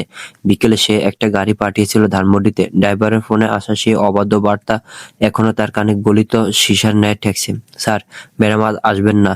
শেহজাদ রহমানের জীবনের না শব্দটির কোনো অস্তিত্ব নেই, অথচ আজ অতি সাধারণ একটি মেয়ে তাকে অবলীলে প্রত্যাখ্যান করলো। শেহজাদ পায়চারি করছে। তার হাতে রাখা দামি লাইটারটা বারবার জ্বলছে আর নিভছে। সেই খটখট শব্দে ঘরের নিস্তব্ধতাকে ভাঙছে বারবার। শেহজাদ একের পর এক সিগারেট ফুঁকছে। ধোঁয়ার কুণ্ডলীগুলো ঘরের কোণে জ্বলতে থাকা ল্যাম্পের আলোয় মিশে এক অপার্থিব মায়াজাল তৈরি করছে। জানালার পর্দাটা সামান্য সরানো, সেখান দিয়ে বাইরের কুয়াশাটুকুই দেখা যাচ্ছে। হঠাৎ বিছানায় রাখা ফোনটা সশব্দে কেঁপে উঠল। রাইসার কল করেছে। স্ক্রিনে ফুটে থাকা রাইসার সেই হাসিমাখা ছবিটা শেহজাদের কাছে বড্ড বিরক্তিকর লাগছে। সে ফোনটা হাতে নিল, কিন্তু কল রিসিভ করলো না। রাইসা সে অতি চেনা আহ্লাদ ছোনার মতো মানসিক স্থিতি তার নেই। দ্বিতীয়বার কল এলো। শেহজাদ শান্ত ভঙ্গিতে অপেক্ষা করলো কল থেমে যাওয়ার। তৃতীয়বার কল এলো। এবার সে ফোনটা সজোরে মেঝেতে ছুঁড়ে ফেললো।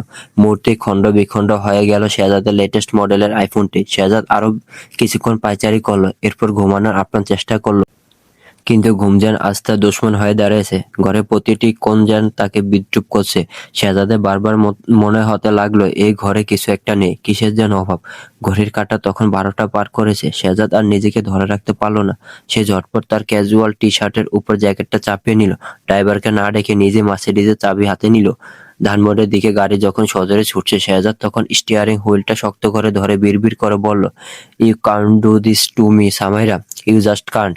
ধানমন্ডির সেই সরু গলিটা এখন একদম নিঝুম। দু একটা নেড়ে কুকুর কুণ্ডলি পাকে শুয়ে আছে। পুরোনো বাড়িটার সামনে শেহজাদের গাড়ি থামলো। টিমটিমে আলোয় বাড়ির শেওলা ধরা দেয়ালগুলো কেমন বিভীষিকাময় দেখাচ্ছিল। শেহজাদ সজোরে কলিং বেল টিপল, একবার দুবার। কিছুক্ষণ পর ভেতর থেকে খড়খড় শব্দ শোনা গেল। আমিনুল সাহেব দরজা খুললেন। ঘুমের ঘোরে চশমাটা নাকের ডগায় ঝুলে আছে। জামাইকে এত রাতে দরজায় দাঁড়িয়ে থাকতে দেখে তিনি আকাশ থেকে পড়লেন। আরে শেহজাদ বাবা, তুমি এত রাতে? কোনো অঘটন ঘটেছে বাবা? আমিনুল সাহেবের গলায় ভয়ের কম্পন। শেহজাদ এই প্রশ্নের কোনো উত্তর দিল না। সালাম দিয়ে পাল্টা প্রশ্ন করলো, সামাইরা কোথায়? শেহজাদ উত্তরে অপেক্ষা করলো না। অনুমতি ছাড়াই আমিনুল সাহেবের পাশ কাটিয়ে বাড়ির ভিতরে ঢুকে পড়লো। সে গটগট করে সামাইরার শোবার ঘর খুঁজতে লাগলো। সামাইরার ঘরের দরজাটা সামান্য ভেজানো ছিল। শেহজাদ ধাক্কা দিয়ে ভেতরে ঢুকলো। ঘরের কোনো একটা পুরোনো টেবিল ল্যাম্প জ্বলছে। সামাইরা অঘরে ঘুমাচ্ছিল। টেবিল ল্যাম্পের আলো ওর মুখে এক অদ্ভুত জ্যামিতিক নকশা তৈরি করেছে। সামেরা কম্বল মুড়ি দিয়ে এক পাশ ফিরে শুয়ে আছে। শেহজাদ ঘরের ভেতরে পা রাখতে এক তীব্র ঘ্রাণ তাকে গ্রাস করলো, বুনো রজনীগন্ধার ন্যায়। শেহজাদ বুঝলো এই গন্ধটার অভাব মেয়েটাতেই আজ সে পুরো ঢাকা শহর চষে এখানে এসেছে। শেহজাদের গলার আওয়াজে সামেরার ঘুম ভেঙে গেল। সে চোখ পিটপিট করে উঠে বসলো। শেহজাদকে নিজের শিয়রে জমের মতো দাঁড়িয়ে থাকতে দেখে সে বিস্ময়ে প্রায় বোবা হয়ে গেল। আপনি আপনি এখানে কেন? সামেরার কণ্ঠে রাজ্যের বিস্ময় ঝরে পড়ছে। শেহজাদ নিজের ভেতরে সেই হাহাকার লুকাতে এক মুহূর্ত দেরি করলো না। সে দম্ভের সাথে বলে উঠল, কি পারফিউম ব্যবহার করো তুমি? এত বিশ্রী গন্ধ, দম আটকে আসছে আমার। এই সস্তা জিনিস আর কোনোদিন ব্যবহার করবে না। সামেরা বিছানা ছেড়ে নেমে এলো। তার আলো থালো চুল আর লাল হয়ে থাকা চোখ দুটো শেহজাদের দিকে স্থির। সে টিপ্পনি কেটে বলল, বিশ্রী লাগলে এখানে কেন এসেছেন মিস্টার রহমান? আপনার বিলাতে তো অনেক দামি পারফিউমের সংগ্রহ আছে। আমার এই নোনা ধরা ঘরে আপনার দম আটকালে দয়া করে এখনই বিদায় হন। আমি শাশুড়ি মায়ের কাছ থেকে পারমিশন নিয়ে আজ নিজের বাড়ি থাকছি। শেহজাদ এক ধাপ এগিয়ে এলো। তাদের দুজনের ছায়া এবার ল্যাম্পের আলোয় দেয়ালের দৃশ্যপট আঁকছে। মায়ের পারমিশন নিয়েছ, কিন্তু আমার পারমিশন নেওয়ার প্রয়োজন বোধ করনি বলে যেও না। কাগজে কলমে তুমি আমার স্ত্রী। আমার পারমিশন ছাড়া এই রাত দুপুরে ভিলা ছেড়ে থাকার সাহস হয় কি করে? সামেরা আরো বেঁকে বসলো। জেদি কণ্ঠে বলল, আপনার দম্ভটা একটু কমান। আমরা দুজনেই জানি দুদিন আগে কিংবা পরে আমাদের ডিভোর্স হয়ে যাবে। তবে কেন বারবার আমার উপর অধিকার খাটাতে আসছেন? আমি আজ যাব না, না মানে না। শেহজাদ কিছুক্ষণ সামেরার চোখের দিকে তাকিয়ে রইল। সামেরার চোখের কোণে এক চিলতে বিদ্রোহ খেলা করছে। শেহজাদ রাগ করলো না, মুচকি হাসলো। হঠাৎ জ্যাকেটটা খুলে সে খাটের উপর ছুঁড়ে ফেললো। বলল, ঠিক আছে, তুমি যাবে না যখন আমিও যাচ্ছি না। ভোর হলে তোমাকে নিয়েই ফিরবো আমি। তার আগে এক কদমও নড়বো না এখান থেকে। সামেরা হতভম্ব হয়ে গেল। এই মানুষটা কি সত্যি পাগল? সে থরথর করে কাঁপতে কাঁপতে রাগী গলায় বলল, এই আপনি কি মেন্টাল? শেহজাদ নির্বিকার ভাবে সামেরা সেই ছোট কাঠের বিছানায় গিয়ে জাকিয়ে বসলো। শুয়ে পড়ো সামেরা, রাত অনেক হয়েছে, ভোরেই আমরা বেরোবো। সামেরার বিছানাটা ছোট, একজনের জন্য বেশ আরামদায়ক হলো দুজনের জন্য একেবারে অপ্রতুল। সামেরা নিচে শুতে চাইলো। শেহজাদ এর কবজি শক্ত করে ধরে বলল, এই ঠান্ডার মাঝে নিচে শোয়ার কোনো প্রয়োজন নেই। অহেতুক ড্রামা করো না, চুপচাপ শুয়ে পড়ো। এক কথা বারবার বলতে ভালো লাগে না। অগত্যা সামেরাকে সেই সংকীর্ণ বিছানায় শেহজাদের পাশে শুতে হলো। দুজন একদম গা ঘেঁষাঘেঁষি করে শুয়ে আছে। ডিসেম্বরের হাড় কাঁপানো বাতাস জানালার পাল্লায় ক্ষণে ক্ষণে ধাক্কা দিছে। শেহজাদের চোখে ঘুম নেই। সে একসময় পাশ ফিরল। আবছা আলোয় সে দেখল সামেরা ঘুমের ঘরে নিজেকে একদম গুটিয়ে নিয়ে শুয়ে আছে। শেহজাদ ওর মুখের দিকে অপলক তাকিয়ে রইল। লক্ষ্য করলো সামেরার চোখের কোণে জলের ফোঁটা শুকিয়ে একটি সরু দাগের ন্যায় হয়ে আছে। ঘুমের মধ্যে মেয়েটা ঢুকরে কেঁদেছে। এ দৃশ্য দেখে শেহজাদের ভেতরকার দম্ভের পাহাড় মুহূর্তে ধসে গেল। তার ভেতরটা এক অজানা যন্ত্রণায় হাহাকার করে উঠল। শেহজাদ আলতো করে সামেরার হাত নিজের হাতের মুঠোয় নিল। সামেরার হাতের তালু বরফের মতো ঠান্ডা হয়ে আছে। শেহজাদ নিজের শরীরের উত্তাপ দিয়ে সামেরাকে আগলে রাখার এক তীব্র আকাঙ্ক্ষা অনুভব করলো, কিন্তু সে আকাঙ্ক্ষাকে মাটি চাপা দিতে সময় নিল না। আবেগ নামক শব্দটিকে শেহজাদ রহমান ভয় পায়, কেননা মানুষকে বশ করার ক্ষমতা এর আছে, আর আবেগের বশে মানুষ জ্ঞানহীন আচরণ করে। আপনার কি মনে হয় শেহজাদ আর সামেরার শেষ পরিণতি কি হবে? পরে ঘটনা জানতে চ্যানেলটি সাবস্ক্রাইব করে বেল বাটনটি চালু করে রাখুন। ধন্যবাদ।